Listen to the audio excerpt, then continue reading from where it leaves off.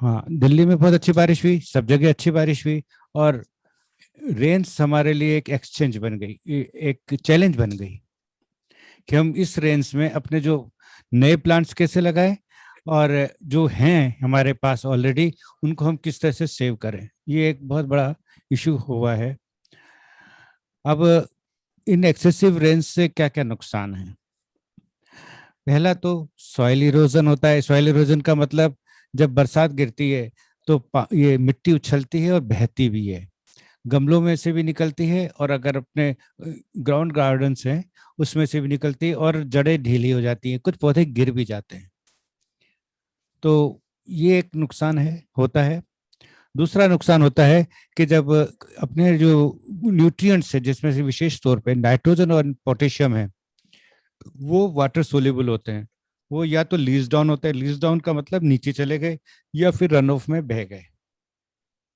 तीसरा लॉस अपन को जो होता है कि रूट्स, अब क्या होता है कि जमीन इतनी गीली होती है, बाहर का एनवायरनमेंट भी इतनी ह्यूमिड होता है। अच्छा, इसके अलावा वो ग्रोथ बहुत अच्छी होती है इस बरसात में। तो क्या होता है कि अक्सर न्यूट्रिएंट्स की डेफिशिएंसी हो जाती है, और रूट्स है ना उसको ट्रांसलोकेट नहीं कर पाती। तो एक ये प्रॉब्लम आती है कि रूट्स ट्रांसलोकेट नहीं कर पा रही और ग्रोथ बढ़ रही है, तो न्यूट्रिएंट्स की डेफिशिएंसी हो जाती है। फिर उसके बाद आता है पडलिंग एंड स्टैंडिंग वाटर। अगर ये रहता है तो ये कुछ बीमारियों को जन्म देता है, जैसे रूट रोट हुआ, और विल्टिंग का हो गया, और फ्लावरिंग डिले हो गई। ये कुछ प्रॉब्लम्स आती हैं बरसात में। इसी तरह से सनलाइट कम हो जाती है, तो इनएडिक्वेट सनलाइट होगी तो सनशाइन कम मिलेगा, तो मतलब फोटोसिंथेसिस वगैरह सब रुक जाते हैं, ट्रांसलोकेशन भी स्लो हो जाता है। कुछ प्लांट्स हमारे टूट जाते हैं, गिर जाते हैं, इनकी टहनियाँ टूट जाती हैं। स्टेकिंग करनी चाहिए इसके लिए। फिर फंगस का डेवलपमेंट बहुत होता है बरसात में। जैसे अगर कोई वुंड पार्ट है, जैसे अपन ने जो पहले इन दिनों में अगर पहले की कुछ कटिंग कर ली है, तो उस पे फंगस ग्रो हो जाएगी। तो हमें एक ये नुक्स तकलीफ भी होती है। पर एक पाउडरी मिल्ड्यू एक डिजीज होती है, जिसमें व्हाइट पाउडर्स आ जाता है। वो गेट वाश, वो है ना ऊपर वो बह जाता है, जिसकी जिसकी रेमेडी एक ये भी है कि अपन पानी के साथ उसको बहाते हैं, तो ये क्लियर हो जाता है। पर इतनी ह्यूमिडिटी हो जाती है कि बरसात के बाद वो वापस तेजी से बढ़ता है। फिर एक आता है स्लग्स, स्लग एंड स्लेजेस। अब हमने अभी तक जो बताया था इनका कंट्रोल के लिए कि आप एक पॉट के अंदर बियर रख दें, या एलम का वो करें, या बोरेक्स पाउडर को छिड़काव करें, बरसात में ये नहीं हो पाता। तो जब भी बरसात रुकेगी हम इसको करेंगे। तो अब फिर एक तरीका है कि पुदीना के पत्ते, ये वो उसको भगाते हैं। तो इसके लिए अपन उन पुदीने के पत्तों को अब बिखेर सकते हैं उन क्यारियों में जहाँ पे आप स्लैक्स होते हैं। फिर कई 3 दिन तक बरसात हुई तो पता चला हम 3 दिन तक अपने गार्डन में भी नहीं जा पाए। तो हो सकता है कुछ नुकसान हो गया हो, तो वो नुकसान हम देख नहीं पाते। तीसरा होता है क्रैक्ड फ्रूट्स का, मतलब टमाटर वगैरह हुआ, इवन कुछ फ्रूट्स भी हुए, वो ज्यादा पानी से फट जाते हैं। अब इसकी रेमेडीज अपन क्या कर सकते हैं? इसकी रेमेडीज में हम ये कर सकते हैं कि हमें ध्यान रखना होगा ड्रेनेज सिस्टम का, कि हमें ड्रेनेज सिस्टम को इम्प्रूव करना है। और इसके अलावा पानी रुकना नहीं चाहिए, पानी नहीं देना चाहिए जब भी अगर सूखा बरसात हो रही हो और गीला है। अपन एक पुराने टाइम से एक फार्मूला यूज करते हैं, 2 फिंगर्स वाला। मतलब एक फिंगर्स के अपन जब इंसर्ट कर रहे हैं उंगली को मिट्टी के में पॉट्स में, तो कम से कम 2 इंच तक वो अगर गीला है तो अपन पानी नहीं देते हैं। पर बरसात का अपन चूंकि अब कंट्रोल में नहीं है, तो हम कई बार ऐसा भी करते हैं कि अगर कंटेनर्स वगैरह में लगा रहे हैं या सीडलिंग्स ग्रो कर रखी है अपन ने, तो उनको हम प्लास्टिक शीट से ढक देते हैं। तीसरा है कि वेल ड्रन सॉइल होनी चाहिए हमारी। तो उससे क्या होगा कि पानी का लॉगिंग नहीं होगा, वाटर लॉगिंग नहीं होगा। तो इसके लिए 2 तरीके हो सकते हैं। एक तो ये होता है कि हमारे जो पॉट्स हैं उसमें अपन मिट्टी ज्यादा भर दें, जिससे कि वो पॉट्स के अंदर वो एंटर, मतलब ज्यादा पानी नहीं जाए। थोड़ा सा पानी मुश्किल से आधा इंच छोड़ के उन पोर्ट्स को अपन फिल कर दें, तो पोर्ट्स में पानी कम जाएगा। दूसरी बात, अपन उसके जो ड्रेन्स हैं उनको क्लियर कर दें। अगर वो उसके रखे हुए हैं तो किसी पत्थर के ऊपर या किसी ईंट के ऊपर ऐसे रख दें कि उनके ड्रेन ओपन हो, या फिर किसी पेचकस की सहायता से या कोई निकली चीज की सहायता से नीचे से छेद करके उसके ड्रेन्स को क्लियर कर दें। एक फायदा ये होता है कि अर्थवर्म्स बहुत निकलते हैं, तो और अर्थवर्म्स हमारे अच्छे दोस्त होते हैं, ऐसा अपन कहते हैं। These are called as robots of the garden. तो उनको अपन कलेक्ट कर अपने जो जो कंपोस्ट पिट है, ये अपने पॉट्स में वापस डाल दें जो बाहर से निकल रहे हैं। दूसरी फिर सेपलिंग्स और सीडलिंग्स का, जैसे मैंने आपको बताया, वो अपन करें। और वैसे भी सीडलिंग्स रेनी सीजन में मैं आपको पहले भी बता चुका हूँ कि रेज बेड के ऊपर जब जमीन से 2-3 इंच ऊपर ही लगाना चाहिए, जिससे कि उसमें पानी नहीं भरे। और लाइट का भी अच्छी तरह से ध्यान रखना चाहिए कि प्रॉपर लाइट मिले। वॉक पे चलें। हाँ, म्यूट कर लीजिए अपने आप को सब जने। तो फिर हो गया फ्रॉग्स। एक ये होता है कि बहुत मेंढक आ रहे हैं या टॉड्स आ रहे हैं, but they are the friend, वो इंसेक्ट को किल करते हैं, उनसे कोई नुकसान नहीं है आपको। फिर pruning and deheading should be avoided. मतलब बरसात में जैसे अगर अपन को एक तो अकरेंस होने वाली हो बरसात की, तब भी नहीं करना चाहिए, पहले से ही मतलब अपन कंसीडर करते हैं, फरवरी मार्च कंसीडर करते हैं प्रूनिंग के लिए या कटिंग के लिए। अगर वो अपन अभी करेंगे तो उसके लिए मैंने आपको पहले बताया है कि जो कट पोर्शन है उसके ऊपर या तो फेविकोल, नेल पेंट वगैरह लगा दे, क्योंकि इसमें क्या चूने का या किसी का पेस्ट भी अपन करेंगे तो वो धुल जाएगा। तो अपन को कट पॉइंट के ऊपर अपन को फेविकोल या नेल पेंट से अपन उसको सील कर सकते हैं, जिससे अंदर पानी नहीं जाए। फिर जैसे कि मैंने आपसे कहा कि फर्टिलाइजर रिक्वायरमेंट बढ़ जाती है। क्यों बढ़ जाती है? एक तो ग्रोथ बहुत अच्छी होती है, दूसरा कुछ लीचिंग लॉसेस बढ़ जाते हैं, कुछ बह जाता है, तो फर्टिलाइजर के को भी अपन को रेप्लेनिश करना है। और जहाँ पे ग्राउंड गार्डनिंग है उसमें रेज बेड्स होते हैं या पानी निकलने की प्रॉपर व्यवस्था होनी चाहिए। पेस्टिसाइड या फंजिसाइड, इंसेक्टिसाइड जो भी है, चाहे वो ऑर्गेनिक हो चाहे इनऑर्गेनिक हो, वो हमारे लिए चैलेंज होता है, क्योंकि आपने कम से कम ये केमिकल में भी कम से कम 4 आवर्स का ओपन रहना चाहिए, प्लांट एब्जॉर्व करे। और ऑर्गेनिक में ज्यादा प्रॉब्लम है, तो आपको जो ही आपको ऐसा लगे कि आज बरसात नहीं होगी, देन यू मस्ट स्प्रे। और अपन ऑयल बेस्ड जो फंजिस अपने पेस्टिसाइड्स है, जैसे नीम ऑयल बेस्ड है, वो ज्यादा बेनिफिशियल होंगे हमारे इसमें, क्योंकि वो टिके रहेंगे। तो अब सबसे पहले इम्पोर्टेंट है अपना, वैसे main topic paste and diseases का है कि हम रेनी सीजन में अपन कैसे करेंगे। तो सबसे पहले इम्पोर्टेंट है अपने एनिमीज को पहचानना, अपने दुश्मन को पहचानना, जब भी अपन उनसे फाइट कर पाएंगे। तो क्योंकि हर इंसेक्ट के लिए हमारे पास अलग अलग तरह के कंट्रोल मेजर्स हैं, तो अपन इंसेक्ट को एक कॉमन लैंग्वेज में इस तरह से क्लासिफाई कर सकते हैं कि sucking pest, these are the aphids, जैसे माइट्स और व्हाइट फ्लाई। ये सकिंग पेस्ट, ये लीव्स को सक करते हैं, उनमें से वो क्या कहते हैं, क्लोरोफिल को वो खा लेते हैं। इससे क्या होता है कि वो प्लांट्स में फोटोसिंथेसिस का स्पेस नहीं बचती, छेद हो जाते हैं पत्तों में, कीड़े लग जाते हैं। तो फ्रूट्स में भी हमें प्रॉपर न्यूट्रिशन नहीं मिलता है। फिर होते हैं लीफ फीडर्स, मतलब ईयरविक्स, थ्रिप्स, कैटरपिलर्स एंड कटवर्म्स। ये पत्तियों को छेद कर देते हैं, बड़े बड़े खड्डे कर देते हैं। तो बरोइंग इंसेक्ट्स होते हैं, जैसे फ्रूट्स और शूट्स में होते हैं, जो ये क्या कहते हैं आपके कुकर बिट्स में ज्यादातर मिलेंगे, टोमेटोज में मिलेंगे, जिसमें वो आप एंटर कर जाते हैं और आपके फ्रूट्स की क्वालिटी और टेस्ट दोनों को खराब करते हैं।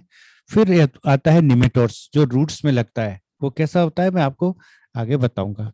नाउ फिर द लास्ट, जो सबसे कम पहचान तक नुकसान पहुंचाता है, पर हमें उसको हम सहन नहीं कर पाते हैं। These are the ants, snails and slugs. इसी तरह से डिजीजेस भी हैं, जो रूट रॉट, मतलब जब रूट का सड़ना, तने का सड़ना, और लीफ स्पॉट्स जो ब्राउन और या ब्लैक स्पॉट्स बन जाते हैं, जो आप बाद में स्पॉट्स होल में कन्वर्ट हो जाते हैं। एक पाउडरी मिल्ड्यू होती है जिससे व्हाइट पाउडर ऊपर आ जाता है, और डाउनी मिल्ड्यू में ये ब्राउन पेचेस बन जाते हैं। फिर वायरस का है, आपने देखा होगा कि है ना, ये ग्रीन भिंडी में और इन सब में बहुत वायरस आता है, टमाटर में, भिंडी में। फिर डेफिशिएंसी ऑफ न्यूट्रिएंट्स, ये हमारी प्रॉब्लम्स होंगी रेनी सीजन की। अब ऑर्गेनिक पेस्टिसाइड्स वैसे बाजार में बहुत सारे मिल रहे हैं, पर मैं जो पसंद करता हूँ सबसे आसान और सस्ता, नीम की पत्तियों को, करीब 1 किलो नीम की पत्तियों को 5 लीटर पानी में घोल के 3-4 दिन के लिए आप डाल दीजिए। फिर उसके बाद उन पत्तियों को निकाल लीजिए, और उससे 7 दिन के इंटरवल पे अपन स्प्रे करते रहें।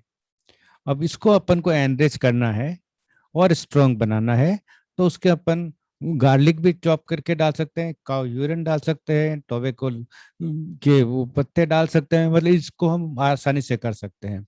फिर आता है नीम सीड कर्नल, मतलब निबोलियों का, सूखी हुई निबोलिया 40 से 50 ग्राम, उसको हम लेके उसको कूट के तोड़ के उसको अपन 1 लीटर पानी में 3-4 दिन के लिए छोड़ देंगे। फिर उसके बाद उसको हम पानी को निकाल लेंगे छान के, और उसका हम स्प्रे करेंगे। पर चूंकि ये सीड है और इसमें से ऑयल भी आया है, इसलिए अपन उसको मिला सकते हैं, इसमें मिलाना चाहिए, क्योंकि वो इमल्शन बन जाएगा उसका। नहीं तो सॉल्यूशन बनाने के लिए अपन को कुछ डिटर्जेंट नहीं डाल के कोई लाइट सोप यूज करना चाहिए, जैसे शैम्पू हुआ या ऑर्गेनिक सोप हुआ कोई। देन नीम ऑयल, जो कि सबसे आसान है, बाजार में मिलता है। तो नीम ऑयल या तो प्रिपरेशन में मिल जाता है, या हमें उसको मिक्स करके बनाते हैं। जैसे प्योर नीम ऑयल लिया तो 5 ml, उसको में 2 ml का लिक्विड सोप लिया, शैम्पू जो छोटा सा आता है 1 या 2 रुपए का, और उसको 1 लीटर पानी के अंदर घोल के फिर इसका छिड़काव करेंगे। Then cow urine. अब काउ यूरिन में,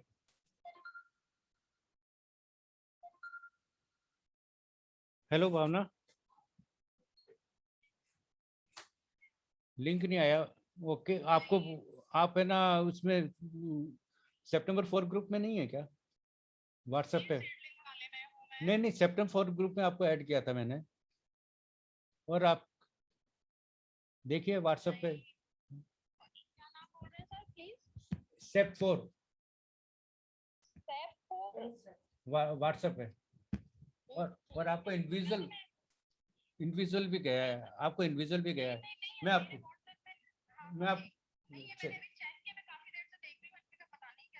ओके, मैं दे रहा हूँ आपको।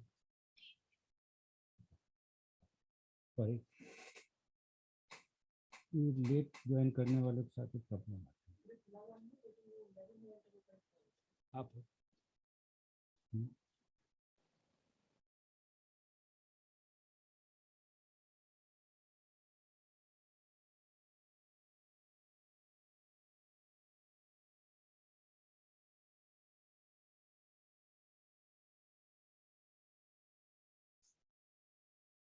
हाँ जी, सॉरी। हाँ, हेलो, सॉरी फॉर इंटरप्शन।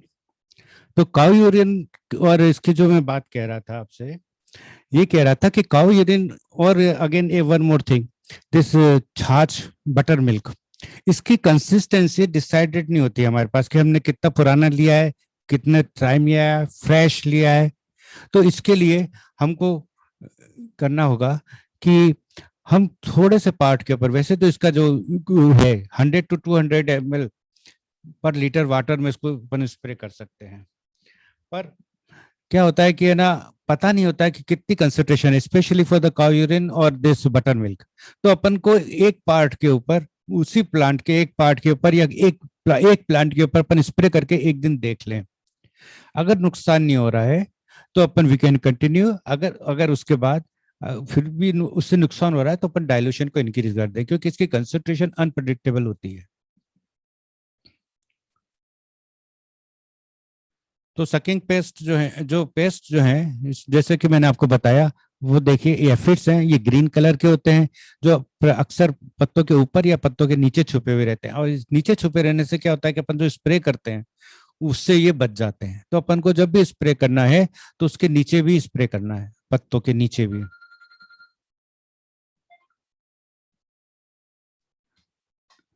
फिर माइट्स आती है। माइट्स जो होती है वो मकड़ियां होती हैं, एक तरह से हाउस होल्ड माइट्स होती हैं, वो स्पाइडर्स होते हैं, इस तरह से प्लांट की माइट्स होती हैं। फिर जैसिड्स होते हैं, ये एफिड जैसे ही होते हैं, बस ये पंख वाले होते हैं। Then thrips. फिर व्हाइट फ्लाई ऐसा होता है कि अगर अपन पौधे को हिलाते हैं अपने हाथ से तो सफेद सफेद छोटे छोटे से भुनके जैसे उड़ते हैं, वो व्हाइट फ्लाई है। Then mealybugs. मिलीबग्स ऑलरेडी हम जानते हैं, अपने एडिनियम में और चाइना रोजेस में बहुत ज्यादा आती हैं, जिनका मैं डिटेल आपको और आगे बताऊंगा। Then control of sucking pest. Aphid जैसा मैंने आपको बताया, इनको कंट्रोल करने के लिए हम क्या करते हैं, ब्लू और ये या येलो, येलो जो होता है एफिड्स के लिए, वो एक्चुअली अट्रैक्ट करता है एफिड्स। अपन देखते हैं कि जब एफिड्स आते हैं तब उस टाइम ये अपने पीले अगर कोई कपड़े पहने हुए होता है तो उस पर ज्यादा चपकता है। तो अपन ये येलो कार्ड बाजार में मिलते हैं, या फिर अपन किसी येलो ऑब्जेक्ट पे, या तो प्लास्टिक शीट हो या कोई पुट्ठे का टुकड़ा, उसके ऊपर व्हाइट ग्रीस लगा के अपन उसको लगा सकते हैं। तो आप उस जगह के, और इसको लगाना प्लांट हाइट पे होगा, जिससे कि ये जो एफिड्स आए वो इससे पे चिपक जाए। इसी तरह से ब्लू भी अपन लगा सकते हैं, वो जैसिड्स के लिए होता है जो उड़ते हैं। तो ब्लू एंड दिस येलो, ये येलो कार्ड्स अपन लगाए जाते हैं। इसके अलावा अपन ऑर्गेनिक पेस्टिसाइड्स यूज कर सकते हैं, जो ही आपको दिखना शुरू हो आपको हर तीसरे दिन स्प्रे करना पड़ेगा, जो प्रिवेंटिवली अपन 5 दिन में या 7 दिन में करते हैं। इसी तरह से काउ यूरिन, नीम लीव्स, और एक पुराना सिस्टम है कि राख को बिखेर दें, पर प्रॉब्लम अभी बरसात की है, जो राख नहीं रह पाती। Then the mealybug. मिलीबग हम सब उससे काफी परेशान रहे हैं। इसको कंट्रोल करने के कई मेथड हैं वैसे। सबसे पहले तो अपन पानी से उसको वॉश कर दें, खूब तेज धार लगाएं, उनको गिरा दें। और इसके साथ स्पेशलिटी ये है कि ये उसकी जो पॉट, जो अपनी मिट्टी है, ये उसमें से निकलता है। उसकी जो एग्स लेइंग होती है वो उस पॉट में होती है, उसके सॉइल मीडियम में। तो अपन को सॉइल मीडियम को भी ट्रीट करना पड़ेगा। और ये नीचे से ऊपर आते हैं, इसलिए अपन को एक काम जो सबसे आखिर में मैंने बता रखा है कि एक व्हाइट ग्रीस अगर अपन स्टेम पे लगा दें या प्लास्टिक के रिबन चारों तरफ लपेट देंगे तो ये नीचे से ऊपर नहीं चढ़ेंगे। फिर अब ये सबसे आसान चीज आ रही है अपने पास, सैनिटाइजर। तो उसको सैनिटाइजर को स्वैब, अल्कोहल का स्वैब या किसी रुई में या कपड़े में करके वो सैनिटाइजर लगा के उससे रगड़ के साफ कर दें स्टेम को, या नीम ऑयल। और इसके बाद ये नीम ऑयल या ये सब स्प्रे करने में फायदा मिलेगा, पर उसको एक बार अपन को हटाना पड़ेगा। बहुत ज्यादा हो रहा है तो उसको प्रून कर दीजिए और उसको फेंक दीजिए। अक्सर ऐसा कहा जाता है कि मिलीबग्स हैं वो चींटियों को, मतलब ये जो चींटियां जो आती हैं वो मिलीबग्स को अट्रैक्ट करती है, पर ऐसा नहीं है। इसकी जो मिलीबग्स की जो एक्सक्रीटरा होती है बहुत स्वीट होती है, इस चक्कर में चींटियां आती हैं। तो अपन को एक तरह से जब चींटियां आती है ना, तो अपन को जो प्लांट्स अपन ने कई दिनों से नहीं देखा है, तो अब पर चींटियां अगर उस पर चढ़ रही हैं तो अपन वी कैन थिंक कि इसके अंदर जरूर मिलीबग की शुरुआत हो गई है। तो इस तरह से हम अपन उसको कंट्रोल कर सकते हैं। तो बायोपेस्टिसाइड्स भी कुछ अच्छे आए हैं बाजार में, जिनको भी यूज कर सकते हैं। जैसे स्पेशली जैसे माइकोजाल है, ये जो बायोपेस्टिसाइड है, ये सकिंग पेस्ट के लिए, जैसे कि एफिड्स और माइट्स वगैरह है, उनके लिए बहुत अच्छा है। फिर एक और आता है स्पाइडर माइट्स, मतलब जाले बढ़ जाते हैं इस पौधों में, और ये खासतौर से भिंडी में बहुत लगते हैं। अब ये किसी भी इंसेक्टिसाइड से या आपके ऑर्गेनिक पेस्टिसाइड से कंट्रोल नहीं होते हैं। इसको कंट्रोल करने का, अगर ड्राई वेदर है तब तो अपन जो अपना आटे को घोल को पानी में घोल के इसके ऊपर स्प्रे कर देते हैं। उससे क्या होता है कि जब ये आटा सूखता है तो इन कीड़ों को साथ में लेके सूखता है, तो और ये कीड़े मर जाते हैं। दूसरा ये है कि वेटेबल सल्फर, इस वेटेबल सल्फर को 1 चम्मच के आसपास 1 लीटर पानी में हम डाल सकते हैं और फिर उसका स्प्रे करेंगे, उससे कंट्रोल होता है। ये वेटेबल सल्फर आपको पाउडरी मिल्ड्यू के कंट्रोल में भी काम आएगा। नाउ देन एक और है बायोपेस्टिसाइड वर्टिसिलियम, जो कैलमिट के नाम से भी मिलता है, पाउडर में भी फॉर्म में मिलता है, लिक्विड फॉर्म में भी मिलता है। ये करीब 5 ml 1 लीटर के हिसाब से इसको स्प्रे करा जा सकता है, और इसको सुबह और या शाम को करना है, क्योंकि गर्मी ये गर्म से या धूप से ये इफेक्टिविटी खत्म हो जाती है इसकी। इसी तरह से लीफ फीडर्स हुए, ईयर ईयरविक्स, कैटरपिलर्स, ग्रास होपर्स, कटवर्म्स। तो ये ग्रास होपर्स जो वगैरह होते हैं ये पत्तियों को काटते हैं। इसी तरह से कैटरपिलर्स भी होते हैं, कटवर्म्स, ये बीटल्स होती हैं, ये भी पत्तियों को काटती हैं। तो लीफ फीडर्स कहा जाता है इनको। तो इसको कंट्रोल करने के लिए ऑर्गेनिक पेस्टिसाइड्स होते हैं, जो कि मैं आपको पहले बता चुका हूँ कि काऊ यूरिया, नीम, लीव्स, गार्लिक, टोबैको एक्सट्रैक्ट्स या राख को बिखेरना। और सबसे इम्पोर्टेंट चीज है जो इस रेनी सीजन में होती है कि हम वीट फ्री खरपतवार को नहीं आने देंगे और रेगुलर स्प्रे करेंगे। एक बार ये अगर फ्रूट्स के अंदर घुस गया तो हमारे ऑर्गेनिक पेस्टिसाइड्स उसको कंट्रोल नहीं कर सकते, फिर उन पौधों को या उन डंडियों को निकालना ही पड़ता है। सब न्यू जनरेशन पेस्टिसाइड्स, ये एक और भी है, बवेरिया बेसेनिया। ये एक बहुत कमाल की चीज है। ये क्या होता है, एक फंजाई होता है, यूजफुल फंजाई। ये इसकी जो मस्केडिन डिजीज ये इसके ऊपर कर देता है। अब आप देख रहे हैं ये जो कीड़ा है इसके ऊपर हमने स्प्रे किया था, तो इसके ऊपर जो फंगस ग्रो हुई है और वो फंगस इन कीड़ों को मारती है। तो ये यूजफुल फंजाई है जो कि आपके इंसेक्ट को कंट्रोल करती है। ये करीब 5 ml पर लीटर आती है। इसकी कॉस्ट भी ज्यादा नहीं होती, पर ये इफेक्टिव है। फिर सबसे बड़ा इश्यू आता है कि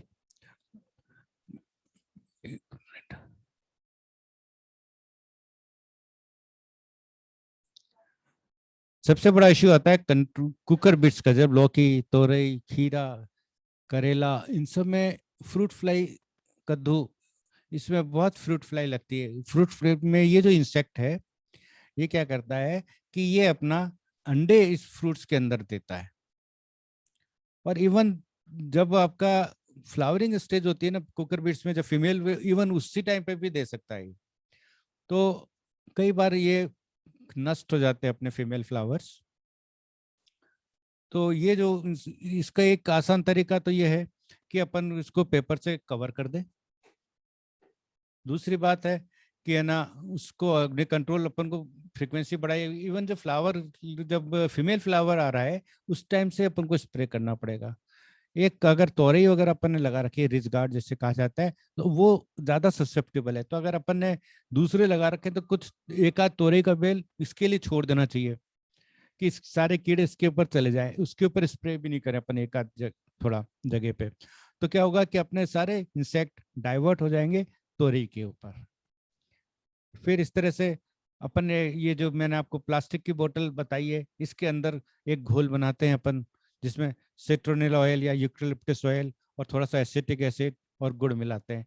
और इवन अगर अपने पास कोई फ्रूट है जो सब जैसे कद्दू लगा रखा है या लौकी लगा रखी है, तो उसका पल्प भी अगर अपन इसमें डालेंगे तो भी वो इंसेक्ट जो है, फीमेल इंसेक्ट, इसमें अट्रैक्ट होके इसके अंदर गिरेगा। और ये चूंकि अपन इस तरह से बना रखा है कि इसमें से निकलता नहीं है। एक और तरीका होता है कुकर फ्रूट फ्लाई का, अगर आप केमिकल यूज करना चाहते हैं तो एक केमिकल आता है कार्बोफ्यूरॉन फॉरेट, उसको जमीन में डाल सकते हैं। या एक साइपरमेथ्रिन होता है। कई लोग परेशान हो जाते हैं कि हम तो अब केमिकल, हमें बता दो हम तो केमिकल करेंगे। तो फिर उसके लिए साइपरमेथ्रिन एक केमिकल है जो करीब 0.3% की कंसंट्रेशन में होता है। देन बायोनिमेटिसाइड्स, ये सबसे बुरी तकलीफ है। ये खास तौर से कुकर बिट्स में आती है। आप ये देखिए, ये जो जड़ें हैं वो इस तरह से गठिली हो जाती हैं और शुरू में प्लांट बढ़ता है, 1 महीना 2 महीना चलता है। फ्लावर फ्रूटिंग के टाइम पे उसकी एकदम ग्रोथ रुक जाती है, कुमलाने लग जाता है। उसका कारण क्या होता है कि नीचे ये निमेटोड्स आ गए हैं। अच्छा, ये निमेटोड्स सब आएंगे कहाँ से? आपके सॉइल में, आपके। तो ये आते हैं खाद, अगर गलत जगह से खाद आ गई जिसके अंदर पहले से निमेटोड थे, तो ये आपके यहाँ हो जाते हैं। तो ये एक बड़ी प्रॉब्लम है निमेटोड्स वाली। और इस निमेटोड्स को कंट्रोल करने के लिए हमारे पास बहुत लिमिटेड है, क्योंकि ये अपन केमिकल यूज नहीं कर रहे हैं। तो जो अपन ने मैन्योर यूज करा है उसके अंदर उसको अपन ऐड करेंगे, इसको किसको, दिस निमेटिसाइड को, जो कि हमने निमेटोज के नाम से आता है, उसमें ऐड कर सकते हैं जो भी अपन मैन्योर मिला रहे हैं। या अगर अपन ने बाद में पता चल रहा है तो ये इसके लिए हम नीम के, मतलब नीम की खली और गेंदे लगाते जाएंगे। उस जैसे कोई भी कंटेनर है उसके साथ में कोई क्यारी है, उसमें गेंदे जरूर उगाइए, तो ये उसको रिपेल करेंगे। तो गेंदा जरूर लगाइए हर किचन में, गेंदा और तुलसी, ये बहुत अच्छी चीजें हैं। मरवा हो या स्वीट बेसिल हो, तो ये चीजें रिपेल करती हैं इंसेक्ट्स को। तो वे इसको ऐड कर रही हैं पर निमेटोज पी, ये बहुत इफेक्टिव है। मेरे यहाँ भी प्रॉब्लम आ गई थी और काफी हद तक मैंने कंट्रोल भी कर लिया है। देन एंड्स, चींटियां, सबकी शिकायत होती है, अभी भी कुछ लोगों ने ग्रुप में डाला था कि चींटियां बहुत हो रही है, लाल वाली और काली वाली। और अब चींटियां से कुछ फायदे भी हैं और कुछ नुकसान भी हैं। फायदा तो ये है कि नीचे से ऊपर जमीन ले आती है, मिट्टी को ले आती है, जो एक केचुआ करता है। दूसरा, ये पोलिनेशन में मदद करता है। तोरई की बेल पे अक्सर चींटियां या मकोड़े दिखेंगे तो पता चल, तो वो पोलिनेटर्स बन जाते हैं। तो वो पोलन्स अपने साथ ले जाते हैं, उनकी बॉडी पे चिपका रहता है, वो फीमेल फ्लावर पे गए, उसमें पोलिनेट कर दिया। तो ये तो कुछ तो फायदा ही है। फिर एक तीसरा, जैसे मैंने आपको पहले बताया कि ये मिली बग्स को इंडिकेटर है। अगर ये चींटियां चल रही हैं तो इसका मतलब आपके उस प्लांट्स में मिलीबग आ गए। दूसरा, ये स्नेल्स और स्लेजेस को काटती हैं, हालांकि ये अर्थवर्म को भी नुकसान पहुंचाती है। अर्थवर्म में भी बहुत परेशान हो जाता है अर्थवर्म, अगर चींटियां वहां हो तो ये सब चिपक जाती है उसके यहाँ जाके।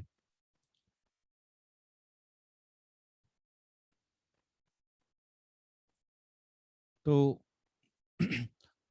अब इनको हम कैसे छुटकारा पा सकते हैं? उसके लिए कुछ आसान तरीके हैं कि कॉफी ग्राउंड, कॉफी का जो अगर आपके पास एक्सपायरी हो या अच्छी हो, जो भी हो, वी कैन उसको ब्रॉडकास्ट कर सकते हैं अपन। फिर जो उसकी जो होल्स हैं चींटियों के, उसके में हम काली मिर्च या लाल मिर्च डाल सकते हैं। ऑयल, पेपरमेंट का ऑयल होता है, मिंट की लीव्स हैं वो बिछा सकते हैं, और वाइट विनेगर उस जगह स्प्रे कर सकते हैं। पर देखिए वाइट विनेगर कम करना पड़ेगा, क्योंकि ये किल करता है वीड्स को, तो प्लांट को भी नुकसान पहुंचा सकता है। इसलिए बेटर ये होता है कि जहाँ पे आपका हो वहाँ पे कपड़ा डाल दीजिए विनेगर में, सिरके में डूबा हुआ, उसको बिछा दीजिए। तो ये आपको से दूर रखेगा चींटियों को। इसी तरह से हल्दी, बोरिक पाउडर या दालचीनी, इसको भी बिखरा जाता है। फिर एक और वो ट्रैप बना हुआ है कि कीप कॉटन, शुगर में और बोरिक पाउडर में मिला के उसको हील और बरोस पे रखेंगे तो इंसेक्ट उसको आएंगे और दूर चले जाएंगे उससे। और नीम ऑयल, सोप और वाटर का इनमें पॉट्स में अपन पिला सकते हैं पानी। फिर sugars, slugs and snails, slugs and snail हालांकि नुकसान कम पहुंचाते हैं, पर अगर पौधे बड़े हैं तो नुकसान कम पहुंचाएंगे, छोटे हैं सीडलिंग्स हैं तो ये नुकसान पहुंचाते हैं। और ये फीड करते हैं मोस्टली ऑर्नामेंटल प्लांट में, जब, और ये बरसात में अक्सर होते हैं, जैसा कि मैंने आपको बताया था कि रेंस में, आफ्टर रेंस ये और भी बढ़ जाते हैं। तो इसका से बचने का तरीका एक तो ये है कि है ना, कुछ प्लांट्स अगर अपन साथ में लगा सकते हैं, जैसे फर्न्स हुआ, जेरेनियम हुआ, यूफेरबियाज हुआ, तो ये इसको इस वहाँ पे ये कीड़े नहीं आते हैं। दूसरी बात कि अपन एक जमीन में जहाँ पे हैं वहाँ पे, जैसे लोन में अक्सर हो रहे हैं, तो लोन में एक कुल्हड़ में या किसी पॉट में अपन थोड़ा सा पुराना बियर, खट्टा बियर बिछा उसमें रख देंगे और उसको इस बिल्कुल सरफेस के आसपास रखेंगे, तो ये अट्रैक्ट होंगे, उसके अंदर गिरते जाएंगे, उसको आप पानी को बदलते जाइए पॉट को। फिर हम देखते हैं भिंडी में सबसे बड़ी बीमारी आती है, ये आप देख रहे हैं, ये भिंडी टेढ़ी हो गई। वो टेढ़ी किस लिए हो गई? कि इसमें बोरर लग गया। कीड़ा लग गया। तो इसके लिए जैसा मैंने आपको पहले कहा है कि बचाव के उपाय हैं इसमें। जो कीड़ा एक बार फ्रूट के अंदर घुस गया उसको हम अपने ऑर्गेनिक पेस्टिसाइड से नहीं कर सकते किल। केवल इसके लिए हमें सिस्टमेटिक केमिकल पे जाना पड़ता है, जो कि हम नहीं चाहते हैं। तो अपन को पहले से ही जहाँ कहीं एक आध दिख गया अपन को, फिर अपन को अपना जो ड्यूरेशन है उसको शॉर्ट करके 3 दिन में करना पड़ेगा स्प्रे। इसी तरह से व्हाइट फ्लाई का मैंने आपको बताया था कि इस तरह से व्हाइट फ्लाई आ जाती है। उसके लिए स्टिकी ट्रैप्स लगाते हैं और नीम सीड कर्नल का यूज करेंगे, काउ यूरिन का यूज करेंगे। ये वायरस को फैलाती है और ये पता भी वैसे ही चलती है जैसे मैंने आपको कहा कि अगर पौधों को अपने हाथ से हिलाएंगे तो ये छोटे छोटे से वाइट वाइट उड़ते हुए नजर आएंगे। एक दूसरी प्रॉब्लम बरसात में भी आती है और बरसात में ये ज्यादा आ जाती है कि कुकर बिट्स में लौकी, तोरई, करेला, कद्दू, इन सब में पोलिनेशन की प्रॉब्लम हो जाती है। क्योंकि अगर बरसात ज़्यादा आती है तो हमारे बीज वगैरह भी नहीं आती और ये डिले भी हो जाता है कई बार क्योंकि ग्रोथ बढ़ जाती है। तो इसके लिए हमें मैनुअल पोलिनेशन क्या होगा, आप मेरे ख्याल से सब लोग जानते ही हैं कि सुबह होता है और लौकी में मैंने देखा है अक्सर कि शाम के टाइम भी फूल खिलते हैं। तो अपन को सुबह और शाम दोनों टाइम अपन को चेक करना पड़ेगा कि अपन किस तरह से मेल और फीमेल फ्लावर मिले और अपन उसको पॉलिनेट करें। और मेल और फीमेल फ्लावर पहचानने का तरीका यही है कि जिस भी वेजिटेबल का है उसके पीछे छोटे सा आपको फ्रूट दिखेगा, वो उस वेजिटेबल का फीमेल फ्लावर होगा और मेल फ्लावर सीधी डंडी पे लगा हुआ मिलेगा, जैसे कि आप चित्र में देख रहे हैं। पुअर फ्रूट सेटिंग कि मैंने आपको बताया कि एक तो ग्रोथ ज़्यादा हो रही है बरसात में, इसलिए फ्लावर्स कई बार ऐसा होता है बरसात में जब ज़्यादा होते हैं तो रेशियो भी गड़बड़ हो जाता है फीमेल का और मेल फ्लावर्स का। तो और फिर जो पोलन्स होते हैं वो वाश डाउन हो जाते हैं, बह जाता है, तो वो मेच्योरिटी नहीं आती। अब एक दोनों आ रहे हैं पर फ्रूट सेटिंग नहीं हो रहा, उसके पीछे एक तो मैंने आपको बताया था कि नेचुरल पोलिनेटर्स की कमी हो जाती है बरसात में। फिर उसके बाद कि है ना अपन को सही समय पे अपन नहीं पहुंच रहे हैं। दूसरा बात ये फ्रूट फ्लाई का अटैक। तो एक आसान तरीका तो ये है कि जो ही ये सेटिंग हो गई, थोड़ा सा बढ़ने लग गया फ्रूट, तो अपन उसको कागज से लपेट के स्टेपल कर दें उसको, तो इंसेक्ट का इफेक्ट रिड्यूस हो जाएगा। एक ये प्रॉब्लम अक्सर होती है, आप ये देख रहे हैं कि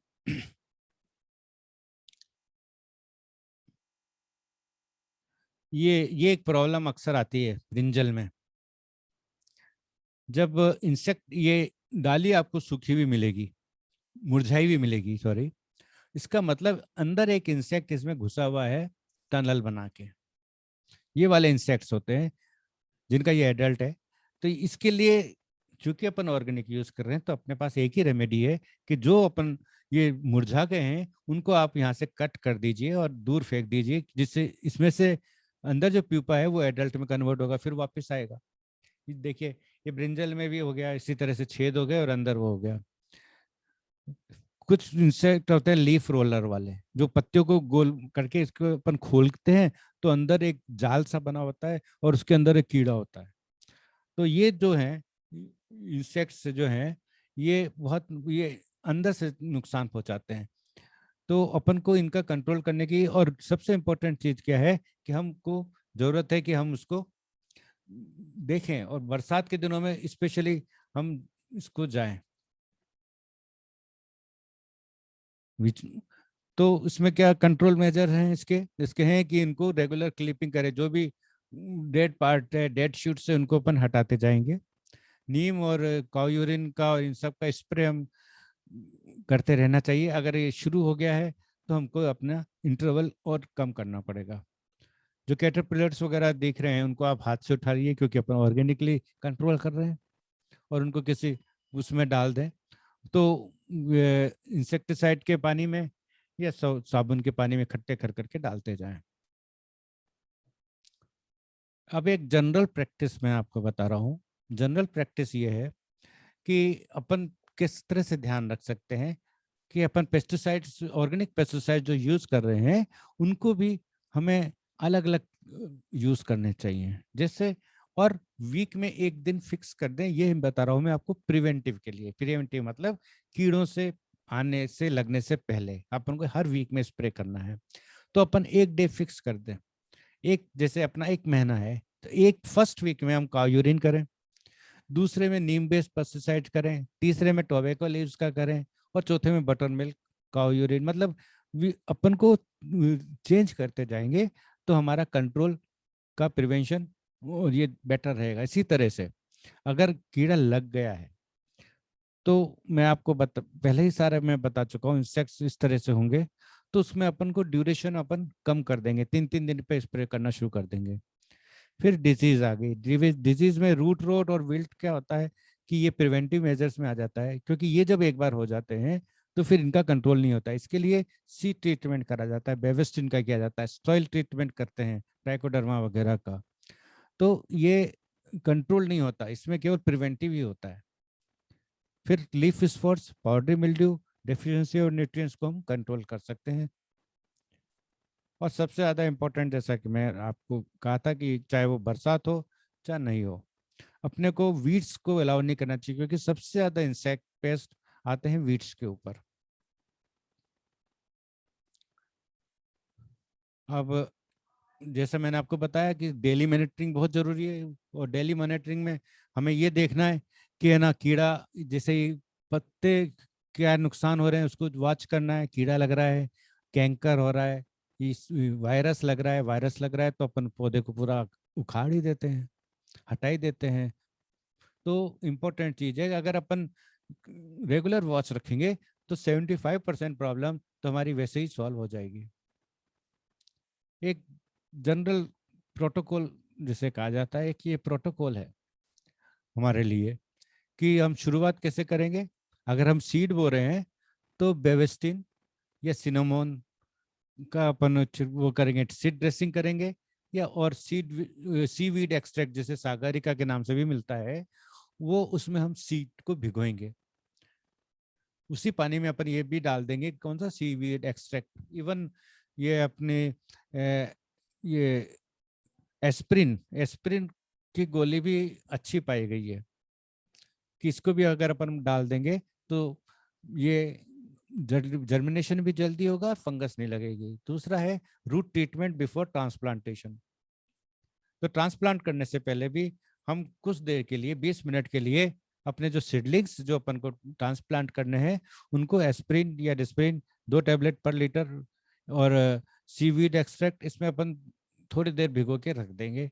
तो अपना सीड रूट्स जल्दी एस्टेब्लिश होंगी, रूट जल्दी एस्टेब्लिश होंगे तो न्यूट्रिएंट का ट्रांसलोकेशन जल्दी होगा, तो प्लांट की ग्रोथ अच्छी आएगी और जल्दी एस्टेब्लिश होगा। इसी तरह से होगा, पानी कम देना है, वेजिटेटिव ग्रोथ। नहीं तो अक्सर लौकी तोरई भी जो बरसात के सीजन में जो हो जाती है, जो बहुत बड़ी हो जाती है पर फ्लावर डिले हो जाता है। तो एक तो बरसात का पानी को तो अपन कंट्रोल नहीं कर सकते हैं, पर अपन अपने आप को तो रोक सकते हैं पानी देने से। तो पानी कम से कम दें, जब तक जरूरत नहीं हो, जब तक पानी ना दें तो आपका वेजिटेटिव ग्रोथ जो पीरियड जो है वो लंबा नहीं होगा, और रिप्रोडक्टिव फेज आपका श्योर जल्दी आ जाएगा। फिर ऑर्गेनिक पेस्टिसाइड्स को हम रेगुलर इंटरवल पे स्प्रे करेंगे। डिजीज और डैमेज लीव्स जो हैं या शूट्स हैं उनको अपन निकाल के बाहर फेंक देंगे। और एक चीज का ध्यान रखेंगे, और कि ये जो सूखे पत्ते जो बीमारियों से हुए हैं उनको अपन कंपोस्टिंग में काम में नहीं लेंगे, क्योंकि वो और इनोकुलम को बिल्डअप करेगा। फिर इसके बाद क्लोज ग्रोइंग क्रॉप्स में अपन प्लांट पॉपुलेशन को मेंटेन करेंगे, प्लांट टू प्लांट स्पेस को मेंटेन करेंगे। अगर उसमें 9 इंच की जरूरत है तो अपन 9 इंच रखेंगे। इसी तरह से, पर क्या होता है कई बार ये अपन पालक, मेथी वगैरह, धनिया जो बोते हैं उसमें बहुत ज्यादा डाल देते हैं, तो अपन को सीड कम डालेंगे, स्पेस ज्यादा बढ़ाएंगे। वो क्योंकि वो फाइट करेंगे न्यूट्रिएंट्स के लिए, लाइट के लिए और स्पेस के लिए, आपका ग्रोथ कम आएगी। तो अपन इन चीजों का ध्यान रखेंगे। अब हम एक जनरल प्रैक्टिस बहुत मैं अक्सर करता हूँ, मैंने एक मच्छरदानी बना रखी है जो मेरा जो 6x10 का जो कंटेनर है उसके ऊपर मैं मच्छरदानी लगा देता हूँ, खास तौर से जब टमाटर, मिर्ची, बैगन वगैरह के पौधे लगाता हूँ। और जब तक वो फ्लावरिंग स्टेज पे नहीं आते तब तक मैं इसको लगी रहने देता हूँ। तो उस स्टेज तक मेरे न तो वायरस आएगा न कोई कीड़ा लगेगा। तो ये एक बहुत आसान तरीका है। इवन ये नर्सरी में भी अपन काम में ले सकते हैं, छोटी सी उसमें लेके। अब हम बात करें डिजीज की। डिजीज कैसे कैसे फैलती है। सॉइल बोर्न होती है, जो सीड बोर्न होती है। अक्सर कई बार क्या होता है कि अपन भी उस सीड को काम में नहीं लें, जैसे इसमें कोई वायरस आ गया उस प्लांट में, उसमें अगर कोई टमाटर पक रहा है, बैगन पक रहा है, उसको अपन को डिस्कार्ड करना है, उसका सीड नहीं लेना है। पर बाजार से आ जाता है, वो लोग इतना केयरफुल नहीं होते हैं, तो लोकल सीड कंपनीज वाले जो हैं वो उन सीड्स को भी यूज कर लेती हैं। तो वो कहलाएगा सीड बोर्न। और सॉइल बोर्न वो होगा जो मिट्टी के थ्रू जा रहा है, जिसमें विल्ट वगैरह होती है। तीसरा हो गया कि इंसेक्ट और वेक्टर जो वायरस वगैरह हो रहा है, नेमेटोड से हुआ, और विंड के साथ आता है, कुछ ऐसी हवा के साथ भी स्पोर्स उड़ के आते हैं। तो ये 4 तरीके हुए बीमारियों के आने के, इनके पैथोजेंस के आने से। और इसको अपन कंट्रोल करने के जो मेथड्स हैं, एक तो वैरायटी अच्छी कंपनी के लिए, जिससे कि अपन ये मान के चल रहे हैं कि उनका अच्छा है, डिजीज फ्री प्लांटिंग मटेरियल है। और रोटेशन करें आप, जैसे निमेटोड्स में विशेष तौर पे अगर निमेटोड लग गया है तो अपन को सोलेनेसी, मतलब टमाटर, बैगन और कुकर बीट्स को 2 साल तक उसमें नहीं लगाना है, चाहे आप कितने भी और क्योंकि अपन केमिकल यूज नहीं कर रहे हैं, तो ऑर्गेनिक में इतनी जल्दी कंट्रोल नहीं होते हैं। तो अपन को पॉट्स बदलना है या मिट्टी बदलनी है उसकी। फिर कल्चरल, जैसे ग्रोइंग सीजन अर्ली, 3 होते हैं। पर ऑर्गेनिक में हम ये सजेस्ट करते हैं कि अपन को नॉर्मल सीजन में बोना चाहिए। कारण क्या होता है कि अर्ली और डिलेड सीजन में जो अपन को बोया जाता है उसमें कीड़े बहुत लगते हैं, और अपने पास केवल ऑर्गेनिक पेस्टिसाइड है। इसलिए हमको ये सोचना चाहिए कि हमें नॉर्मल सीजन में ही ग्रो करें। अब जो केमिकल्स जो यूज हो रहे हैं, जो ये कॉपर ऑक्सीक्लोराइड वगैरह, अपन को एक तो फंजीसाइड जो है एब्जॉर्ब नहीं होता है प्लांट के फ्रूट में, तो अपन वी कैन यूज सेफली। और ये सब ऑर्गेनिकली रिकमेंडेड है कि कॉपर ऑक्सीक्लोराइड हुआ, ब्लाइटॉक्स हुआ, स्ट्रेप्टोसाइक्लिन हुआ, ये अपन इसको मतलब बिना किसी चिंता के हम यूज कर सकते हैं। पाउडर मिल्ड्यू के लिए भी, डाउनी मिल्ड्यू के लिए भी, स्पॉट्स के लिए भी इनको जरूर यूज करना चाहिए। ये कॉपर ऑक्सीक्लोराइड है, साफ के नाम से भी मिलता है। अब कुछ डिजीजेज जो हैं, जो पाउडरी मिल्ड्यू, जैसे मैंने आपको कहा था, ये लीव्स और बर्ड्स के ऊपर वाइट वाइट पाउडर्स आ जाते हैं, और ये फिर फोटोसिंथेसिस को खत्म करते हैं, ट्रांसलोकेशन रोक देते हैं, और प्लांट खत्म हो जाता है न।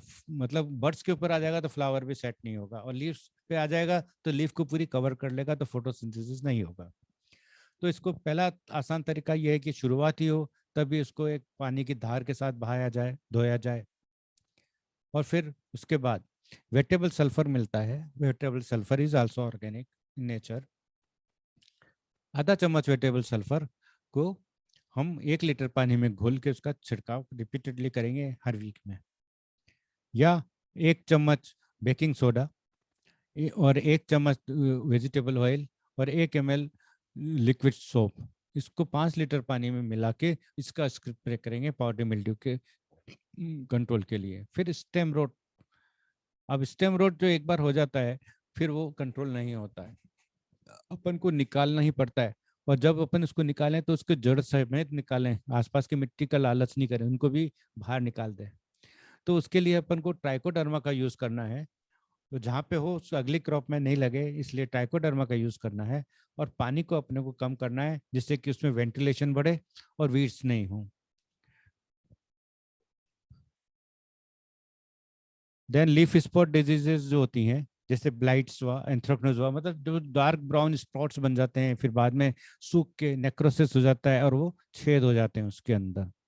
तो उनके लिए जब ही जो ही शुरू हो, जब वही पहले येलो होंगे, फिर येलो से फिर ब्राउन होंगे, फिर ब्राउन से वो काले होके सूख जाएंगे। तो जब आपको येलो स्पॉट दिख रहे हैं, ये बरसात में ज्यादा मिलेंगे आपको, तब डाइथेन Z78 या मैंकोजेब या ब्लाइटॉक्स, इनका आपको उनको स्प्रे करना है एक बीमारी बढ़ने से देखते ही करना है, इसका इंतजार नहीं करना है। फिर जैसे मैं आपको बताया कि फिजिरियम विल्ट जो होता है वो भी क्योर नहीं होता है, तो इसके लिए हमें नीम ऑयल के अपन को अपने ग्रोइंग मिक्सचर में डालनी है, ट्राइकोडर्मा डालना है। इससे ये विल्ट की प्रॉब्लम काफ़ी हद तक सॉल्व हो जाती है। और जैसा कि मैंने आपको कहा कि रोटेशन करना होगा फिर।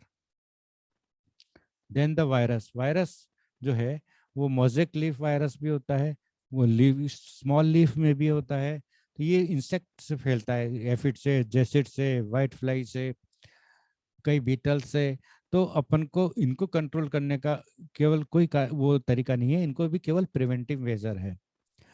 और आगे नहीं, पहले इसके लिए इनको उखाड़ देना चाहिए। इवन इनको जब आप उखाड़ें, या तो आप उनको उखाड़ के हाथ धोएं अपने, या ग्लव्स पहने तो ग्लव्स एक तरफ रख दें। मतलब इनको उखाड़ने के बाद हेल्दी प्लांट्स को टच नहीं करना है अपन को, नहीं तो ये जो सेल सेप जो निकलेगा उसका जो वो वापस उसमें फैल जाएगा। इसी तरह से वायरस डिजीज इन वेजिटेबल्स होती है, जैसे कि मैंने आपको बताया, जैसे मोज़ेक हुआ, ये ब्रिंजल में लिटिल लाइफ, ये लिटिल लीफ इन ब्रिंजल हुआ, लीफ कर्ल हुआ। तो इस तरह से ये जब होंगी, तो एक तो इनका में अगर फ्रूट्स लग गया है तो उसका सीड यूज नहीं करना है अपने को, और इनको तुरंत देखते ही उखाड़ के फेंकना है। एक टमाटो में और कैप्सिकम में एक अक्सर एक ये बीमारी होती है कि नीचे की तरफ से ब्लोजम एंड रोट कहते हैं, नीचे से सड़ जाता है, टमाटर भी और कैप्सिकम में भी। ये ये जो खराब होता है, ये कैल्शियम की डेफिशिएंसी से होता है। एक तो कैल्शियम डेफिशिएंसी, और दूसरा पानी कम अगर है तो ये ज्यादा और होता है। तो ये जो होता है, इसमें कैल्शियम क्लोराइड जो होता है, ये अपने चूना भी यूज कर सकते हैं जो खाने वाला है। तो फ्रूटिंग के अगर अपन ने, वैसे तो अपन पॉटिंग में जिप्सम वगैरह अपन डाल रहे हैं, बोन मील अगर अपन डाल रहे हैं, तो ये बीमारी नहीं होती है। पर अगर वो कम, फिर भी कैल्शियम कम रह गया है और ये दिखने लग गई है, इंडिकेशंस आ गए हैं, तो अपन को ये जो चूना जो मिलता है बाजार में पान वालों के यहाँ पे, इसको भी हम स्प्रे कर सकते हैं। 2 ट्यूब 1 लीटर पानी में घोल के, और इसका अपन स्प्रे कर सकते हैं। और मॉइस्चर जोन को अपन को मेंटेन करना है। और जिप्सम और बोन मील, मतलब अगर इस सीजन में अगर आपको ये इंडिकेशन दिख गया है, तो अपन को अगले सीजन में अपन को बोन मील मिलाना है, अपने को जिप्सम मिलाना है, ये नीम खली केक्स वगैरह डालने हैं, क्योंकि ये at the time of planting ही डालते हैं, जब ये प्लांट को अवेलेबल होती है, बाद में नहीं होती है। बाद में तो केवल स्प्रे से ही काम चलता है। पाउडरी मिल्ड्यू जो है, ये आपने भी देखा होगा, ये सब तरह इस तरह का होता है। इसका मैं पहले आपको कंट्रोल बता चुका हूँ कि वेटेबल सल्फर यूज करेंगे, बेकिंग सोडा, और इस तरह से यूज करेंगे। एक फंगल डिजीज और आती है जो अर्ली ब्लाइट जिसको कहा जाता है, वो टमाटर में अक्सर मिलती है, कि कुछ समय बाद, फ्लावरिंग के बाद आती है, कई बार तो फ्रूटिंग शुरू हो जाती है उसके बाद आती है। इस तरह से स्पॉट बन जाते हैं, ऊपर से ब्राउन होके खड्डे बन जाते हैं, लीफ में भी और फ्रूट में भी। इसके लिए डाइथेन M45 या साफ जो था वो कॉपर ऑक्सीक्लोराइड को हम स्प्रे करेंगे। इसी तरह से बैक्टीरियल लीफ स्पॉट आएगा, उसके लिए स्ट्रेप्टोसाइक्लिन का और डाइथेन M45 का स्प्रे करेंगे। इसमें बैक्टीरियल में क्या होता है, इससे क्या डिफरेंट है कि बैक्टीरियल वाले में थोड़ा सा पत्तियों में खड्डा होगा, संकन स्पॉट्स बनते हैं और गोल गोल सर्कुलर्स बनते हैं, तो ये डिफरेंट हो जाता है उससे, ब्लाइट से। देन मैंने आपको बताया था कि ये इस तरह से ये वाइट फ्लाई आती है, जो कि इसमें मोज़ेक और येलो लीफ कर्ल हो जाता है। देन एक ये बैक्टीरियल विल्ट आती है कुकर बिट्स में, ये स्ट्रिप्ड बीटल से फैलती है। तो इसका कंट्रोल मेजर जो है वो इंसेक्ट को कंट्रोल करना है। इसी तरह से एंथ्रेक्नोज है, उसमें भी ब्राउन स्पॉट्स बन जाते हैं, तो अपन को डाइथेन M44 या ब्लाइटॉक्स का 3% का घोल का छिड़काव करना है।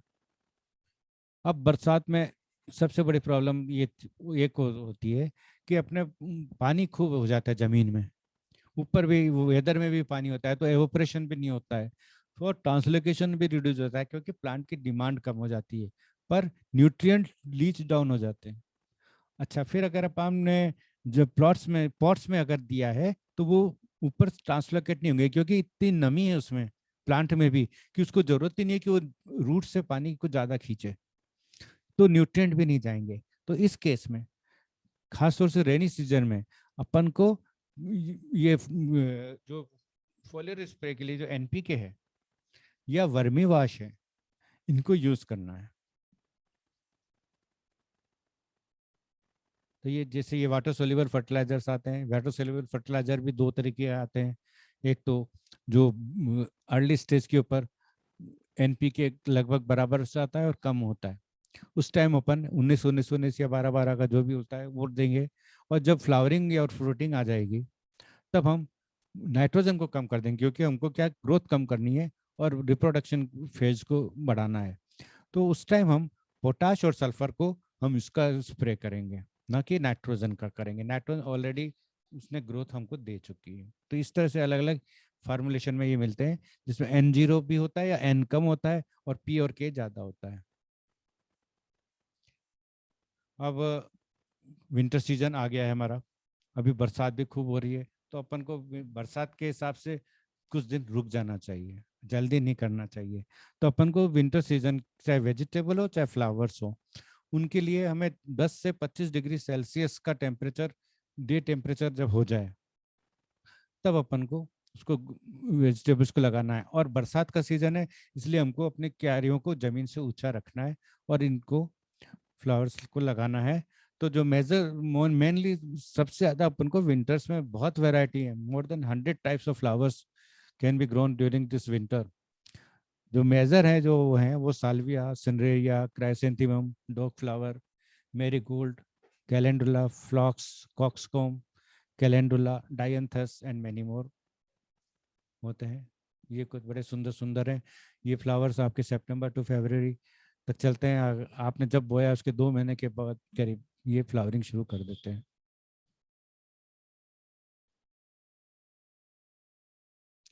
नो, विंटर वेजिटेबल्स भी अपन को नर्सरी तैयार करने का यही समय है। जो डायरेक्ट सोएंगे वो भी अपन कर सकते हैं, पर जैसे मटर हुआ, ब्रोकली हुआ, लेट्यूस हुआ, इसके लिए हम सितंबर में नहीं जाएंगे, हम अक्टूबर में जाएंगे जब थोड़ी सी और ज़्यादा ठंड पड़नी शुरू हो जाएगी। और लीफी वेजिटेबल पे अपन को ज़्यादा जोर देना चाहिए।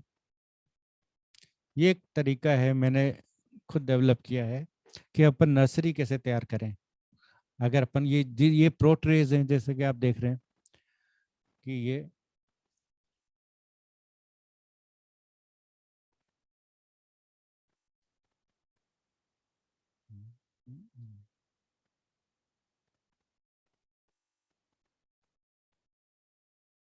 हाँ, देखिए ये प्रो ट्रेज हैं, इनमें कोकोपीट भरा हुआ है।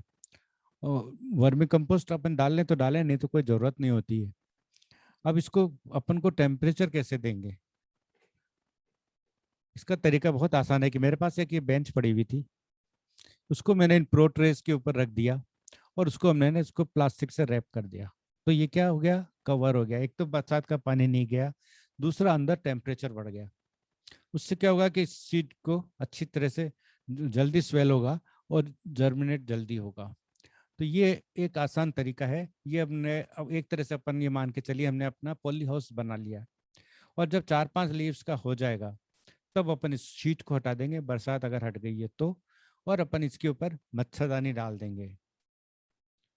फिर जब 7 8 लीव्स का होगा, जब ट्रांसप्लांटिंग के लायक हो जाएगा, तब अपन मच्छरदानी हटा के और उसको अपन इसमें इन प्रो ट्रेज में से निकाल देंगे।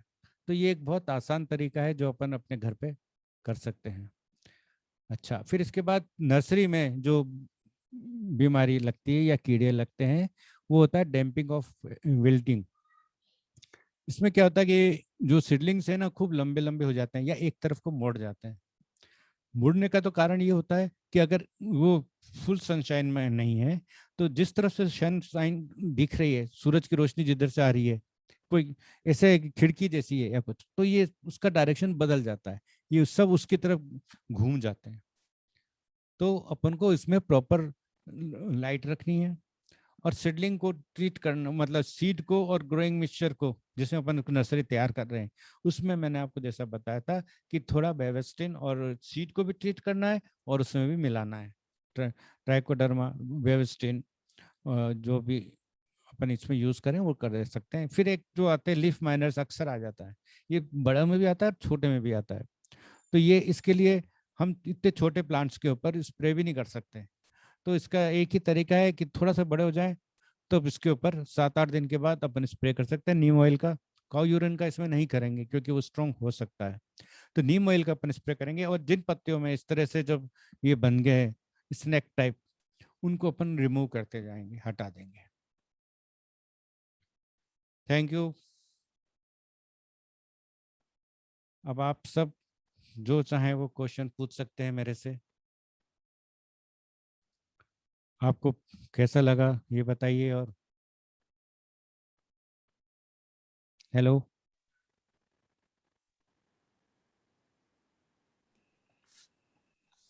Very informative. Thank you madam. कुछ पूछिए तो मजा आएगा। हाँ, आप थोड़ा सा रजिस्टर हो जाए सब चीजें। तो ये फंगिसाइड्स वेजिटेबल्स पे यूज कर सकते हैं हाँ सर? मैडम, ये एक तो क्या होता है, ये जो फंजीसाइड है ये एब्जॉर्ब नहीं होते स्किन में उनके, अच्छा, जो और ओके। इसके सुपरफिशियल रहते हैं मतलब। और ये जैसे अच्छा, सल्फर और ये सब है, इनको आइडेंटिफाई कर रखा है कि ये they can be used in the organic also.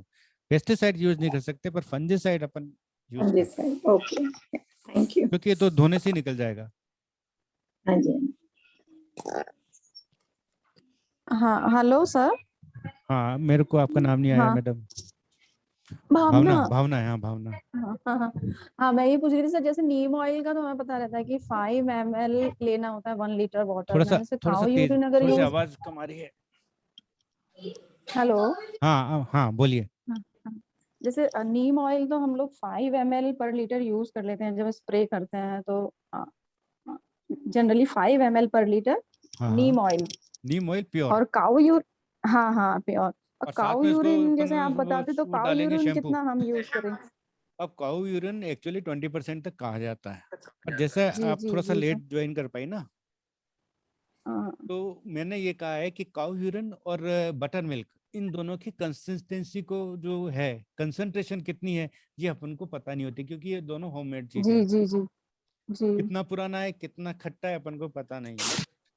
तो अपन 10 ml पर लीटर लें, और प्लांट के ओके कुछ ओके। हिस्से के ऊपर स्प्रे कर लें। जैसे आपके पास 50 प्लांट हैं, है ना, एक अच्छा आध अच्छा, प्लांट पे पहले स्प्रे हाँ करके एक दिन देख टेस्टिंग कर लें, लें। है ना। हम्म। और खासतौर से जी, छोटे प्लांट्स में अपन काऊ यूरिन को अवॉइड करें, नीम अवॉइड ऑयल को करें यूज करें। हम। जी जी सर। तो 10 ml हमें यूज कर सकते हैं, करके सेफली देख अगर सकते हैं 10 मतलब। ml is okay. ये डिपेंड करेगा हम्म। कि क्रॉप के स्टेज क्या है आल्सो, है ना। जी जी जी सर जी। Okay okay, thank you sir. Right. Sir बहुत बढ़िया आपका रहा and very very informative. Thank you. Sir मैं एक्चुअली मेरे पास 4-5 क्वेश्चंस हैं, बहुत दिनों से सोच रखा है but I never asked before. कि चलिए। मैंने प्याज की खेती करी थी मगर उसमें बहुत छोटा प्याज निकला, ओनियन में। 1। ठीक है। हाँ जी, और कुछ बहुत ही छोटा, I mean literally it was अब सीडलिंग्स इसको ओनली। आपने सीड से हरे बोया था? प्याज की भी काम नहीं है। आपने सीड से बोया हाँ था? जी। सीड से बोया था उसको आपने? हाँ जी। तो एक तो मैंने आपको जैसे पहले कहा कि पॉपुलेशन का इम्पोर्टेंट है, मतलब कम से कम 4 उंगल एक एक सिडलिंग के बीच में जगह होनी चाहिए। मैंने एक प्रोफेशनल को दिया था बल्कि करने के लिए। अरे, ये तो क्या होता है, फार्मर्स जो है ट्रेडिशनल है अच्छा। है ना, वो जस्ट इस पे, जबकि इसकी नर्सरी बनानी पड़ती है अपन को, इसको ब्रॉडकास्ट करने से काम नहीं चलेगा। अपन इसकी आई सी। प्याज की नर्सरी बनेगी, फिर करीब चार अच्छा। चार उंगल पे, मतलब ये इतना देखिए, उसके ऊपर अपन एक हाँ एक जी, को समझ गई। लगाएंगे। फिर ठीक। उसको प्रॉपर, इसमें न्यूट्रिशन रिक्वायरमेंट भी ज्यादा है इसकी, आई सी। ऑनियन की। शायद वो कमी रहे। ऑनियन एंड वो गार्लिक, कमी रहे।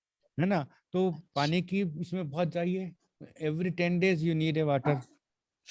फिर उसके बाद या इसमें न्यूट्रिशन, क्योंकि इसमें पोटाश ज्यादा चाहिए, नाइट्रोजन कम चाहिए। आई सी। पोटेशिक और फास्फोरस फर्टिलाइजर को एक बार जब प्लांट का स्टैंड बन गया है, उसके बाद पोटेशिक और फास्फोटिक फर्टिलाइजर को ज्यादा देंगे। आई सी। ठीक। और इससे एक क्वेश्चन, थोड़ा सा, सेकंड क्वेश्चन। नहीं इसमें ना, अगर अपन, मेरी बात सुनिए, चाहे आपको केमिकल फर्टिलाइजर भी यूज करना पड़ता है थोड़ा, तो उससे हेजिटेट नहीं हो। अपना जो अच्छा हार्वेस्टिंग से करीब 2 महीने पहले तक आप यूज कर लीजिए, जिससे एक बार प्लांट का स्टैंड बन जाए, मजबूत हो जाए, बीमारियों से लड़ने की ताकत आ जाए। अगर आप शुरू में देते हैं ना तो कोई नुकसान नहीं होता है ठीक अपने आप को। है। और आप अच्छा इतना दूसरा, सारा अगर अपन दे नहीं पाते हैं, क्योंकि जैसे फास्फोरस और नाइट्रोजन रिक्वायरमेंट बहुत ज्यादा है प्याज की, वो अपन ऐसी मेन्योर से पूरी नहीं कर सकते। हमने खाली मैन्योर ही लगाया। तो मेन्योर ज्यादा डालना पड़ेगा। तो मेन्योर से कुछ नहीं होगा, उसमें आपको खली डालनी पड़ेगी, नीम की खली वगैरह अपन हाँ डालेंगे, है ऐसी। ना। तो कंसंट्रेट, ये तो मेन्योर भी 2 तरीके होते हैं। एक तो बल्क मेन्योर, जैसे गोबर की खाद, केचुए की खाद या लीफ मेन्योर, ये बल्क मेन्योर में आता है जो क्वांटिटी ज्यादा चाहिए। फिर उसके हाँ, बाद आता है कंसंट्रेट, जिसमें आपकी नीम की खली या सरसों की खली खली, हम्म, तो ये सब नीम की खली सबसे अच्छी होती है। ठीक।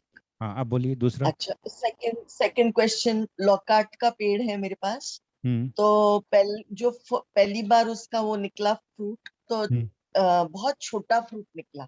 हम्म। और उसकी फ्लावरिंग अभी से ही स्टार्ट हो गई है, जबकि फ्रूट के नियरली 6 to 8 months बाद में। ऐसे ही पिछले साल भी हुआ था, बट फल बहुत छोटा आया था। कितने साल का और है? अब की बार भी फ्लावरिंग स्टार्ट हो गई है। कितने साल का प्लांट है? That must be around 3 year old। हाँ, तो एक्चुअली हम लोग तो यही कहते हैं ना कि 3 साल तक तो फ्रूट लेना ही नहीं चाहिए। If it it does flower, अपन को हटा देना चाहिए, जिससे प्लांट मजबूत हो जाए, ओ आई सी। है ना। अपन जैसे नर्सरी में भी कई प्लांट्स अपन को मिलते हैं जिसमें ऑलरेडी फ्रूट होता है, तो अपन को आई प्लांट सी। लेना चाहिए जिसमें फ्रूट आ रहा है, पर उस फ्रूट को फिर हटा देना चाहिए। आई सी। क्योंकि फ्रूट प्लांटेशन में क्या होता है कि, दूसरी बात, फ्रूट को 3 साल तक अपन को एक एक पॉट बढ़ाता जाना चाहिए, हर साल 2 इंच का पॉट बढ़ाते जाएंगे। नहीं, जमीन में लगा हुआ। हाँ, तो जमीन में, आपने जमीन में भी आप बाद में लगाई है, ठीक। मतलब सबसे पहले 14 इंच के उसमें 1 साल रख लीजिए, तो उससे क्या होगा नहीं, इट कि, वाज देयर पहले जब हमने खरीदा था। अच्छा, तो okay. It was there in the pot. I hmm. Bought the plant and I planted it in the जमीन में लगा दिया मैंने। हाँ। तो जमीन में आई वाज क्वाइट सरप्राइज्ड कि साल भर बाद ही फ्लावरिंग हाँ, हो वो गई तो थी। आएगा ही, जमीन की तो कोई अच्छा बराबरी नहीं फ्लावर होती। हुआ। हम्म। हाँ, और इस साल जो फ्रूट आया, बहुत फ्रूट आया मगर बहुत छोटा।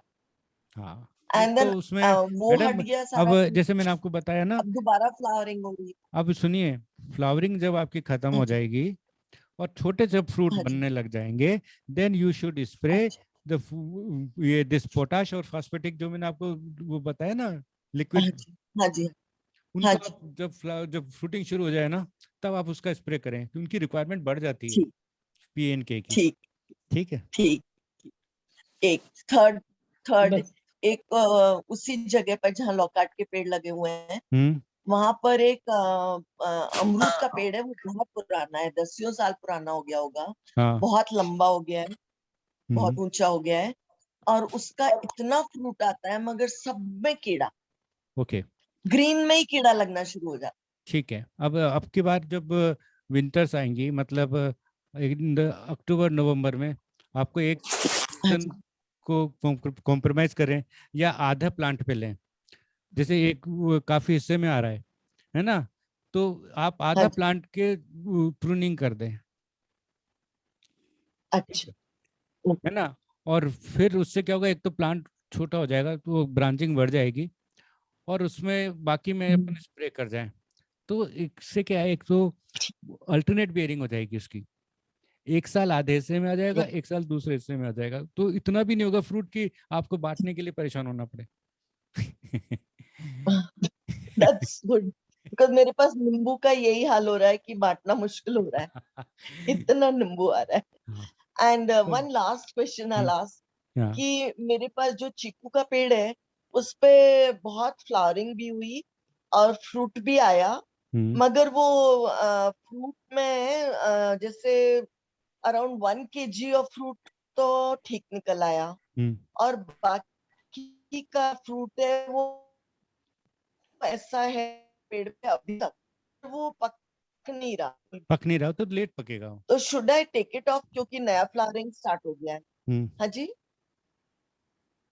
जी। तो हाँ नहीं वो मैं यही कह रहा था कि ये करीब 6 महीने लेता है फ्रूट पकने में फ्लावरिंग के बाद, हाँ जी। नॉट लेस देन नहीं, 6 जो मंथ्स। पुराना फ्रूट है वो अभी भी लगा हुआ है, जो पका नहीं। आपको पता है चीकू को हार्वेस्ट कब करा जाता है? जब आप अपने अम, नाखून से स्क्रैच करेंगे फ्रूट हाँ को, जी। तो हाँ जी। उसमें दूध अगर आ रहा है it means it is immature, अच्छा है ना, वो कच्चा है अभी, वो और रहेगा पेड़ के ऊपर वो। अच्छा। क्योंकि नया फ्लावरिंग स्टार्ट हो गया है हाँ उसके ऊपर अच्छी पेड़ बात है, पे, बहुत अच्छी बात है। तो पुराना फ्रूट हटा दूं या नहीं हटा? नहीं नहीं, ये तो आपको 8 महीने बाद जो फूल आ रहे हैं वो तो 8 महीने बाद देंगे फ्रूट आपको, ये तो बीच में देगा ना आपको। आई सी। तो ठीक है, थैंक यू सो मच। ये ओके। मेरी आधी क्वेरीज है, आधी बाकी की नेक्स्ट वाली मैं पूछूंगी। नहीं आप हाँ, व्हाट्सएप मैं कर नारायण, मीनू दीजिए। हाँ मीनू मीनू जी। गोयल। वो हाँ जी सब मीनू कर जी दे, नमस्कार। सब नमस्कार। साफ कर दे तो बिल्कुल। मेरे बैगन के जो हाँ। पौधे हैं हाँ जी। उसमें वो जो शूट ड्रॉप हो जाता है और उसके अंदर वो हो जाता है, तो मैं बार बार पिक उसको कट तो कर देती हूँ, लेकिन वो बार बार हो रहा है। तो मैंने ये वैसे ही है उसको जैसा मैं, मैंने चित्र दिखाया था, फोटो दिखाई थी। हाँ जी, हाँ तो वही आप, जो ड्रॉप हो जाता है, शूट ड्रॉप हो जाता है, तो हाँ करती हूँ मैं, कट करके फेंक देती हूँ, फिर बार बार हो जाता है, आप स्प्रे तो करती हैं क्या? उसको, हाँ स्प्रे करती हूँ। रिपीटेड करो आप तो 3 3 4 4 दिन में। ये कौन सा ये स्प्रे में मैलेथिन वगैरह करती अगर हूँ। आप तो मेलाथियन, अगर आप केमिकल यूज करना चाहती हैं, है ना, हाँ जी। तो एक केमिकल आता है मेटासिस्टॉक्स भी कहते हैं, और इमिडोक्लोरोपिड आप नोट कर लीजिए। इमिडो, ई IMIDO, स्पेलिंग इमिडो, आई IMIDO, डी ओ। क्लोरोपिड, हाँ CHLORPID, जी। इमिडो क्लोरोपिड।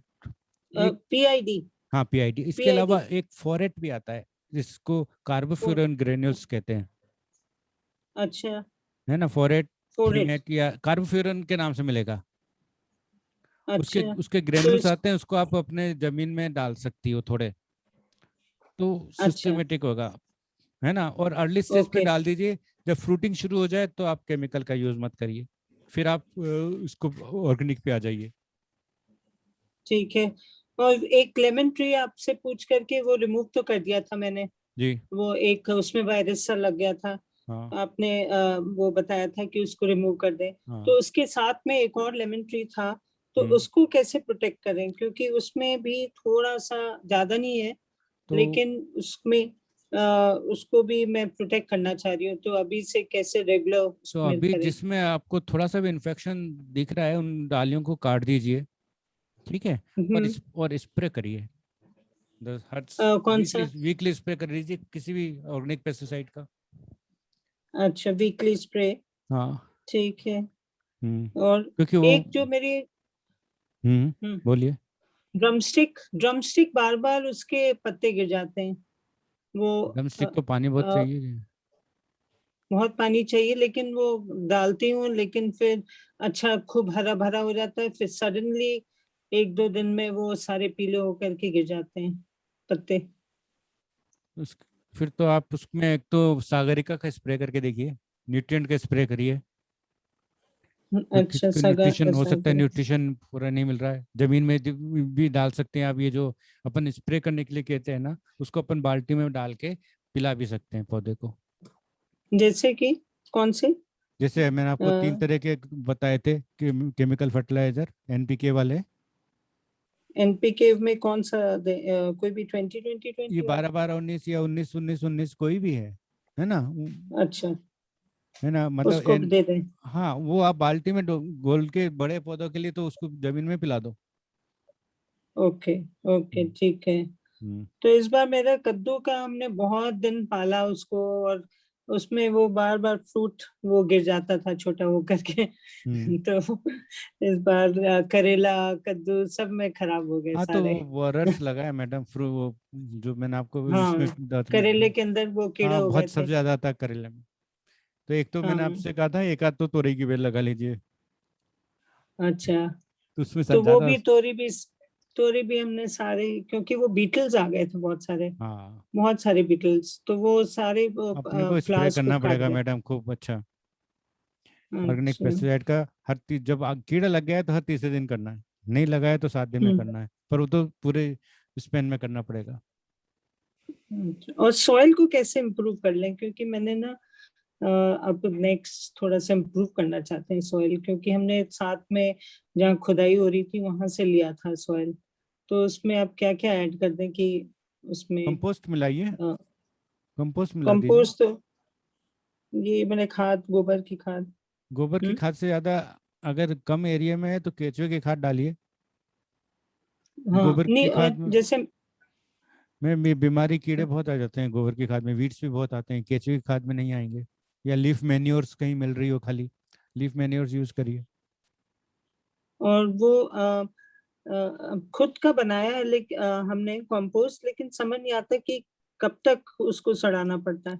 जब तक उसमें बदबू आ रही है, अगर हाँ। खड्डे में बनाया है तो you have to turn again, हर 15 दिन बाद आपको उसको टर्न करना है। अच्छा। नीचे का ऊपर, ऊपर का नीचे करना है, उसमें पानी नहीं जाना चाहिए, उसके ऊपर प्लास्टिक से ढकना चाहिए। नहीं, वो ग्राउंड में छेद कर, वो होल करके मैंने डाल दिया हाँ था हाँ, तो सारे। उसके ऊपर चारों तरफ ईंट से बाउंड्री बनाइए, है ना। हाँ। और फिर प्लास्टिक हम्म। बिछा के उसके ऊपर वापस ईंटें रख दीजिए, ओके। जिससे उसके अंदर पानी भी नहीं फिर। जाए, है ना। और अच्छा। वो मतलब फंगस ग्रो नहीं हो। ओके। तो अब तो जो भी है अब हाँ, तो हो चुका है, काफी काला काला हो गया, अब इसको कुछ कर सकते हैं, कोई सुखा उसको सकते हैं, कुछ कर। उसमें तो आप है ना मिट्टी में और खाद मिला के, गोबर की हम्म। खाद या कोई भी खाद मिला के उसको तो डाल दीजिए। अब जिसमें कीड़ा लग गया है उसका अब कुछ नहीं होगा मैडम। उसको कहाँ कहाँ डाल दें, मैंने डाल वेस्ट दीजिए, कर कोई दे। भी ओपन में डाल मिला दीजिए ना, पौधों के साथ में जो नई आप नया जो जगह आप कर रही है उसको ऊपर बिछा दीजिए, और वो खुदाई में काम आ जाएगी, मिक्स हो जाएगी। और जो नए ओके। वाले जो आप बनाए उसमें वो 50% कम से कम सूखी पत्तियां जरूर डालें, अच्छा। क्योंकि ठीक है। 50-50 होना चाहिए। और इम्पोर्टेंट चीज मैंने आपको बताई ना, कि प्रॉपर मैन्योरिंग का तरीका वो नहीं है जो अपन कर रहे हैं। अपन को हम्म। उसको पूरा प्लास्टिक से कवर करना है, जिससे कि उसमें एरोबिक एनारोबिक सिचुएशन बने, जब भी सड़ेगा वो, नहीं तो वो सूखेगा, सड़ेगा नहीं वो, मतलब खाद नहीं हम्म। बनेगी। इसका नहीं, ध्यान वो रखें। काफी अच्छी से, और वो बिल्कुल वैसा हो गया है, हाँ, तो जमीन लेकिन से थोड़ा सा ऊंचा हमने। होना चाहिए खड्डा आपका। अच्छा। वो तो नीचे ही है, अभी बारिश का पानी भी चला गया था हाँ, वैसे। तो फिर तो और सड़ेगा वो। और ठीक है। Thank you. ओके। और किसी को कुछ पूछना है तो बताइए। सर, हाँ जी। सर, हाँ, first thing, thank you so much. ये वाला वेबिनार बहुत अच्छा था। ओनली आई विश अगर आपने थोड़ा सा रेनी से पहले दिया होता तो आई थिंक थोड़ा बहुत हम और ज्यादा बेटर यूज कर पाते। बट थोड़ा बहुत आपने पहले काफी वेबिनार्स में बताया हुआ है, इसलिए जितना बहुत याद था वो कर लिया। टू थिंग्स, व्हाट एक आपका स्लाइड था, आपने रिप्रोडक्टिव फेज और जर्मिनेशन टू प्री फ्लावरिंग वाला फेज था। हम्म, आपने germination to pre flower phase वो एनपीके का 19-19-19 वाला हाँ, कॉम्पोजिशन बताया। रिप्रोडक्टिव फेज का क्या कॉम्पोजिशन होना चाहिए सर? देखिए अपना कोई भी प्लांट लाइफ साइकिल में 2 फेज हुए, रिप्रोडक्टिव और वेजिटेटिव।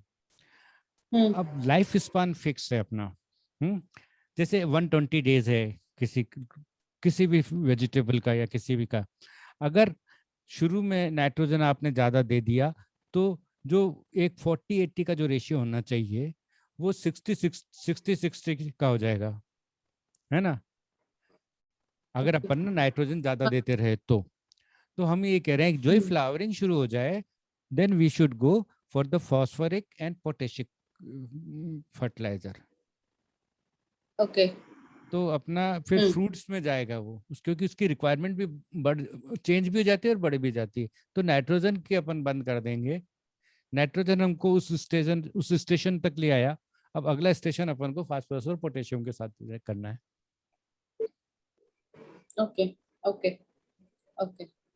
राइट। और दूसरा सर, पम्पकिन्स तो बहुत ही अच्छे आए, बट ऑफ लेट बीच में बारिश जब था तो काफी कम हो गया। अभी वापस फ्लावरिंग वापस शुरू हुई, बहुत सारे फ्लावर्स हैं, लेकिन सब मेल फ्लावर्स हैं।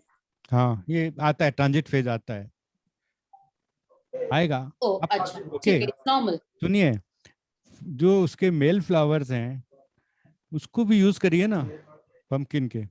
मैं वो हाँ, सब्जी सब्जी बनाइए, बनाना। It is full of beta carotene. Okay carotene है ना उसमें, येलो है ना, उसको ओके, चटनी में मिलाइए तो अपने को सिर्फ अपना अफसोस क्लास कम। के हाँ, फ्लावर्स तोड़ लीजिए, अगर फीमेल फ्लावर नहीं आ रहे हैं, इवन अगर ज्यादा आ रहे हैं तो भी मेल फ्लावर्स को some of them you can pick for your chutney, तो अपना अफसोस कम हो जाएगा कि मेल ही मेल आ रहे हैं। ओके है ना? Okay, yes, okay, okay, anyone else? और कोई? एनीवन? हेलो सर, मैं मनोज। हाँ, मनोज गोयल, मनोज इक्का। हेलो। अरे तुम कहाँ चले गए थे? मैं तुम्हारे से मिलने भी हाँ गया था जयपुर में। नमस्ते सर, नमस्ते। गाँव गया था। चलो, बहुत अच्छी तो बात है। हाँ तो मनोज जी। मैं ये पूछना चाहता हूँ सर, जैसे यदि हम यदि हम गमले गमले की मिट्टी को रिपोर्टिंग करते हैं, हाँ। बदलते हैं मिट्टी, हम्म। तो उस मिट्टी को हम दोबारा 6 महीने या साल भर में दोबारा यूज कर सकते हैं? देखिए, मिट्टी कभी खराब नहीं होती, मिट्टी का न्यूट्रिशन कम हो सकता है, अच्छा ठीक है, या तो कोई बीमारी लग जाए, कोई कीड़ा लग अच्छा जाए, अच्छा, मिट्टी जी जी तो जी हमारी कभी खराब नहीं होती। उसका अपन जी ने जी, इतना न्यूट्रिशन एक्सट्रैक्ट कर अच्छा लिया है, तो जी जी, अपन ऐसा कर सकते हैं, जैसे गमला की आधी मिट्टी ली, आधे में अपन ने वापस मैन्योर मिलाई और रिपोर्ट कर दी। ओके, जी जी मिट्टी कभी खराब हो ही नहीं सकती, मिट्टी में जब तक कोई बीमारी नहीं लगे, कीड़ा नहीं हो। जी, अपन को नरिश करनी है मिट्टी को, है ना? अच्छा। तो ये जैसे आप बता रहे थे, किसी में जैसे मिट्टी से आता है, बीजों से आता है, हवा से आता है, तो मिट्टी में से बीमारियां आती है, वो हमें पता कैसे चलेगा वो कि ये रिफ्लेक्ट करेगा मिट्टी ना से आपका, हुआ है, जैसे वो विल्टिंग शुरू हो ये गई, बीजों से हुआ है, ये हवा से? वो आपके सीडलिंग्स विल्ट अच्छा, करने लग जाए ना, उससे पता चलेगा। तो अपन को मिट्टी जी वाली जी, तो फिर भी पानी कम होगा, पानी कम देंगे ना, कंट्रोल हो सकती अच्छा जी जी जी। है ना, पानी और कम देंगे। बीजों वाली तो हाँ, आप वो पिक्चर दिखाए थे बीजों, और हवा से कैसे आएगा? हवा से स्पोर्स आते हैं मिट्टी, अच्छा है ना, ये खासतौर से अच्छा, जी ये जी जी, जैसे पाउडर मिल्ड्यू वाला का बताया था ना मैंने आपको, व्हाइट पाउडर्स वाला, अच्छा इस पे होगा अच्छा, तो ठीक है जिसे भी तो कहते जी, हैं कि हाँ जो हाँ हाँ हाँ, इन्फेक्टेड लीव्स है उनको आप हटा दीजिए, प्लांट्स को फिर स्प्रे करिए, नहीं तो जी जी फायदे नहीं जी होगा। जी। सारे उन लीव्स को काट दीजिए, और एक उसके बाद क्वेश्चन है स्प्रे सर, करिए। हाँ, जी और जी बोलिए। समझ गए। और और एडोनियम प्लांट है मेरे पास, एक ही एडीनियम, किस्म आती है, एडीनियम है तो ना? उसको रिपोर्टिंग करने का सही टाइम है या एडेनियम है, एडेनियम? रिपोर्टिंग में कोई प्रॉब्लम नहीं है, अगर आप प्रूनिंग या ग्राफ्टिंग कर रहे हैं तो गलत टाइम है अभी। अच्छा, तो कौन से सीजन में वैसे ये ग्राफ्टिंग के लिए सही टाइम आफ्टर द है रेन्स अक्टूबर, यू एडेनियम के कैन लिए? गो इन द अक्टूबर नवंबर, तब अच्छा ह्यूमिडिटी कम हो ठीक जाएगी है, तो प्लांट सड़ेगा नहीं, कट पोर्शन। अच्छा जी। और नेक्स्ट क्वेश्चन ये है, क्रोटन प्लांट की हम्म। कटिंग से हम कैसे ग्रो कर सकते हैं? देखिए, क्रोटन को अपन दो तरीके हो सकते हैं, एक तो अपन मॉस बांध के एयर लेयरिंग कर लें, घुटी बांधते हैं ना जैसे, जी जी, कलम बांध के, ऐसे नहीं, कलम कटिंग हाँ, करके? कलम को छील के छिलका उतार के उसके ऊपर मॉस बांध के अपन प्लास्टिक से जी जी बांध जी, देते हाँ हैं, हाँ, घुटी बांधना कहते हैं ना उसको, एयर लेयरिंग, जी जी जी है ना? तो अपन उसके वो, अभी जी तो ये जी बहुत जी अच्छा टाइम है, जी जी क्या होता है, कटिंग बहुत स्लो होती है, पर अभी बरसात के मौसम जी में जी अपन बूटी बांध लेंगे ना, तो मतलब अच्छा प्लांट जी जी, एक बार में ही तैयार मिलेगा अपने को। अच्छा जी जी जी। और इरिपमा प्लांट है सर, जो हम्म। उसके पत्तियां, पूरे प्लांट के सारे पत्तियां पीले पड़ गए हैं, तो उसको मैंने रिपोर्टिंग भी कर चुका। वो अपने मतलब जैसे वो हरियाली आना चाहिए उसमें, वो आ नहीं रहा है, तो उसके लिए क्या करूं? ये तो रिपोर्टिंग में मैंने जो ये प्रॉब्लम पिछले साल से चल रही है आपके यहाँ, मैडम ने कहा था, है ना? नहीं नहीं, अब वो पिछले तो सारे सही थे, लेकिन अभी और एक ही पौधे में वैसे हुआ है, तो मैं कोशिश कर रहा हूँ वो ठीक हो एक तो जाएगा। है ना उसका पॉट आप बड़ा करिए, या तो नहीं, पोर्ट भी बड़ा है सर, पोर्ट भी तो बड़ा है। हाँ, तो पानी का निकलने का इंतजाम है उसमें, ड्रेनेज प्रॉपर है, सा, सारा चीज वो तो मैं तो कर फिर उसमें दिया आप हूँ, उसका लेकिन वो मैंने बताया लगभग था रिपोर्टिंग सागरिका का। किया हुआ एक 1.5 महीना हो गया। ओके, तो अब हाँ अच्छा। सागरिका का स्प्रे और कर दीजिए, एनपीके का भी कर सकते हैं, है ना, 12-12 वाला या 19 हाँ 19 वाला। जी जी और एक सागरिका आता है जी जी। सीवीड एक्सट्रैक्ट, हाँ, अच्छा ये स्वाद। उसको पे इफको इफको बाजार के नाम से साइट है, हाँ अच्छा ठीक है। उस पे सागरिका आप करेंगे तो आपको okay sir, you thank can you, use बस इट, इतने पूछना राइट, था। Okay, sir welcome. एक चीज और है बस। हाँ जी, हाँ अब मैडम। अब मेरे पास फार्म है जहाँ वेजिटेबल्स लगाते हैं, हम्म, बट माय माली सेज कि हर साल you don't need to put गोबर खाद या वर्मी कंपोस्ट। जमीन में लगा हुआ है ना मैडम? हाँ जी, जमीन में लगा है। वैसे है ना, उसका जो पाम वगैरह का काफी शैलो रूट्स रहती हैं, अच्छा। तो अपन को देना तो पड़ेगा, क्योंकि है ना न्यूट्रिशन सारा नीचे चला जाता है मोस्टली, ऊपर कम रहता हाँ है। जी, हाँ हाँ जी। तो अपन को थोड़ा सा अर्थिंग भी करेंगे, थोड़ी सी मिट्टी भी चढ़ाएंगे उसमें, है ना, अच्छा।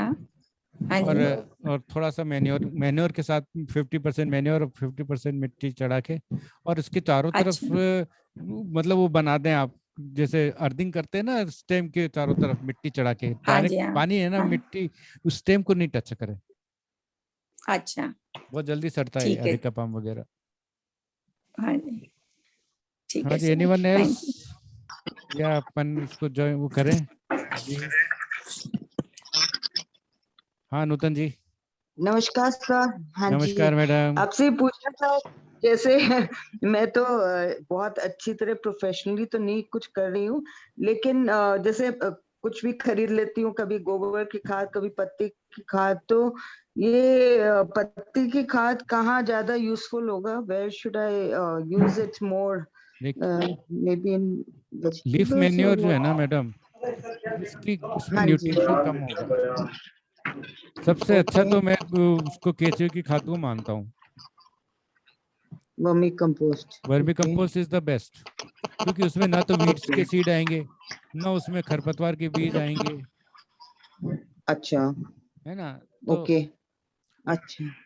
वो बढ़िया अभी रहता है। जैसे हम्म, हाँ, नहीं वो तो अभी जैसे मैंने खरीदा हुआ है, तो वो कहाँ यूज किया जाए?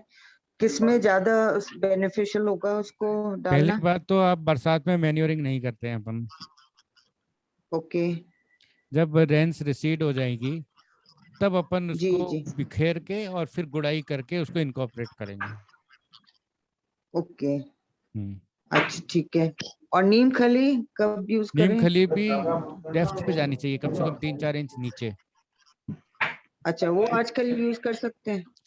अभी तो कुछ भी मत करिए, क्योंकि अभी जो देंगे ना वो बह जाएगा या नीचे चला जाएगा, जैसे मैंने अच्छा आपको अच्छा। बताया ना कि रेंज की प्रॉब्लम है, कि है ना वो, जी जी जी। है ना, आपको ओके। लीच डाउन करेगी या बहा के ले जाएगी, इरोजन हो अच्छा जाएगा, अच्छा। रन ऑफ हो तो जाएगा। ये तो अभी एक अक्टूबर के आसपास सितंबर, से हाँ करें? सितंबर में कुछ भी नहीं करिए, बस प्लांट को पानी से बचा के रखें जहां तक हो सके। अच्छा अच्छा। ओके। ठीक है। क्योंकि thank you so much. Okay, thank you sir. Okay, so we can leave, nobody? Hello, हाँ जी, good evening sir. Sakshi ji नमस्कार। हाँ जी सर। हम्म, सर मैं ठीक है सर, बढ़िया है, बहुत अच्छा सेशन था ओके, सर। ये मेरे को फाइकस प्लांट्स को रिपोर्ट करना था, तो वो अभी कर सकते हैं इस हफ्ते में?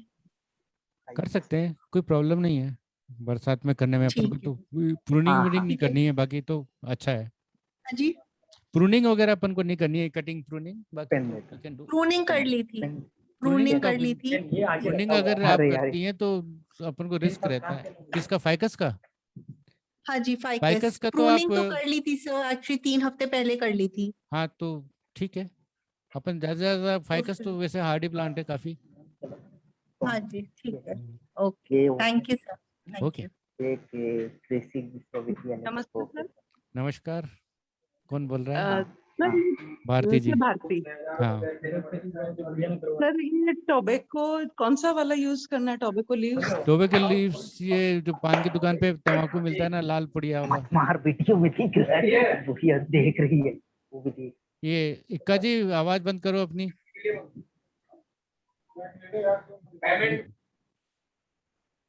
हाँ हाँ मैडम, जी आप ये सर। जो तंबाकू जो मिल रहा है पान जी की दुकान वाला, जी। वैसे तो पंसारी के यहाँ पुराने जमाने में मिला करता था, बड़ी बड़ी पत्तियां होती थी जिसमें आपको सूखी हुई अच्छा। पुरानी। पर अभी जो अपनी हम्म। रिच में है वो तो यही है कि पान की दुकान पे जो तंबाकू खाते हैं ये लोग, हाँ। वो 2 पाउच 1 लीटर में डाल के भिगो के रख दें, या उनको अच्छा, उबाल भी कितना सकते हैं और भिगो भी सकते हैं। अच्छा, एक कितना टाइम के लिए भिगोना है अगर 3 भिगोए 4 तो? दिन 5 दिन के लिए वो बदबू मारने लगेगा। इम्पोर्टेंट चीज है अच्छा। अपने पास इनकी, ये जितने भी ऑर्गेनिक पेस्टिसाइड्स हैं उनकी इम्पोर्टेंट चीज है उनकी बदबू, है ना? ठीक है हाँ, जी। अच्छा, फिर उसका फॉलियर स्प्रे करना है छान फिर के? इसका फोलियर स्प्रे कर दीजिए। ये जरूर देखिए कि अपने ये बरसात तो नहीं आ रही। आप तो कोटा में ही है ना? जी सर, कोटा में ही हूँ। हाँ, सर अभी फिर फर्टिलाइजर कब दें? अभी आपने बोला अभी बारिश में अब नहीं देना होता। ये वाला निकल जाए बारिश का, we will give in October. Okay sir, vermicompost देना है। हाँ, और कितना, एक 12 इंच के पॉट में कितना कंपोस्ट देना है? आप रिपोर्ट कर रही है ना? नहीं नहीं सर, रिपोर्ट नहीं कर रही, पुराना ही पौधा है मेरे, बैंगन के पौधे हैं। हाँ हाँ, तो और देखिए वर्मी दो। कंपोस्ट खाद का मतलब जब है गोबर की खाद हो चाहे केचुए की खाद हो, कि जो या तो अपन मिलाएं, ऊपर डालने से कोई फायदा नहीं है। अगर आप ऊपर डालना चाहती है तो वर्मी कंपोस्ट हो या चाहे गोबर हो कुछ भी हो, उनको उस पानी की स्लरी बना लें। जी सर। जैसे 5 लीटर सर की मैंने। बाल्टी, 5 लीटर की बाल्टी में पानी घोल के करीब आधा हाँ। किलो वर्मी कंपोस्ट डाल के उसका पानी पिलाएं। अच्छा। पर ये जब जैसे प्लांट उगाए थे मैंने, तब कंपोस्ट, वर्मी कंपोस्ट डाली थी मैंने। हाँ हाँ। पॉटिंग मिक्स जो बनाया था हम्म। उसमें डाली थी, तो उसके बाद मैंने एक बार भी नहीं डाली है, लगभग 2 ढाई महीना हो गया है। हाँ तो उसका पानी पिलाइए आप। जी, ये बारिश खत्म होने के बाद में? हाँ, अगर वो शेड में है जी। तब तो कोई प्रॉब्लम नहीं है। नहीं, शेड में तो नहीं है, बालकनी है। धूप हाँ आती है 4-5 घंटा तो। हाँ, तो अभी कुछ दिन रुक जाइए, अभी 5 7 दिन की बरसात है और, ओके सर, है ना? Thank you sir. Okay okay, now we can leave.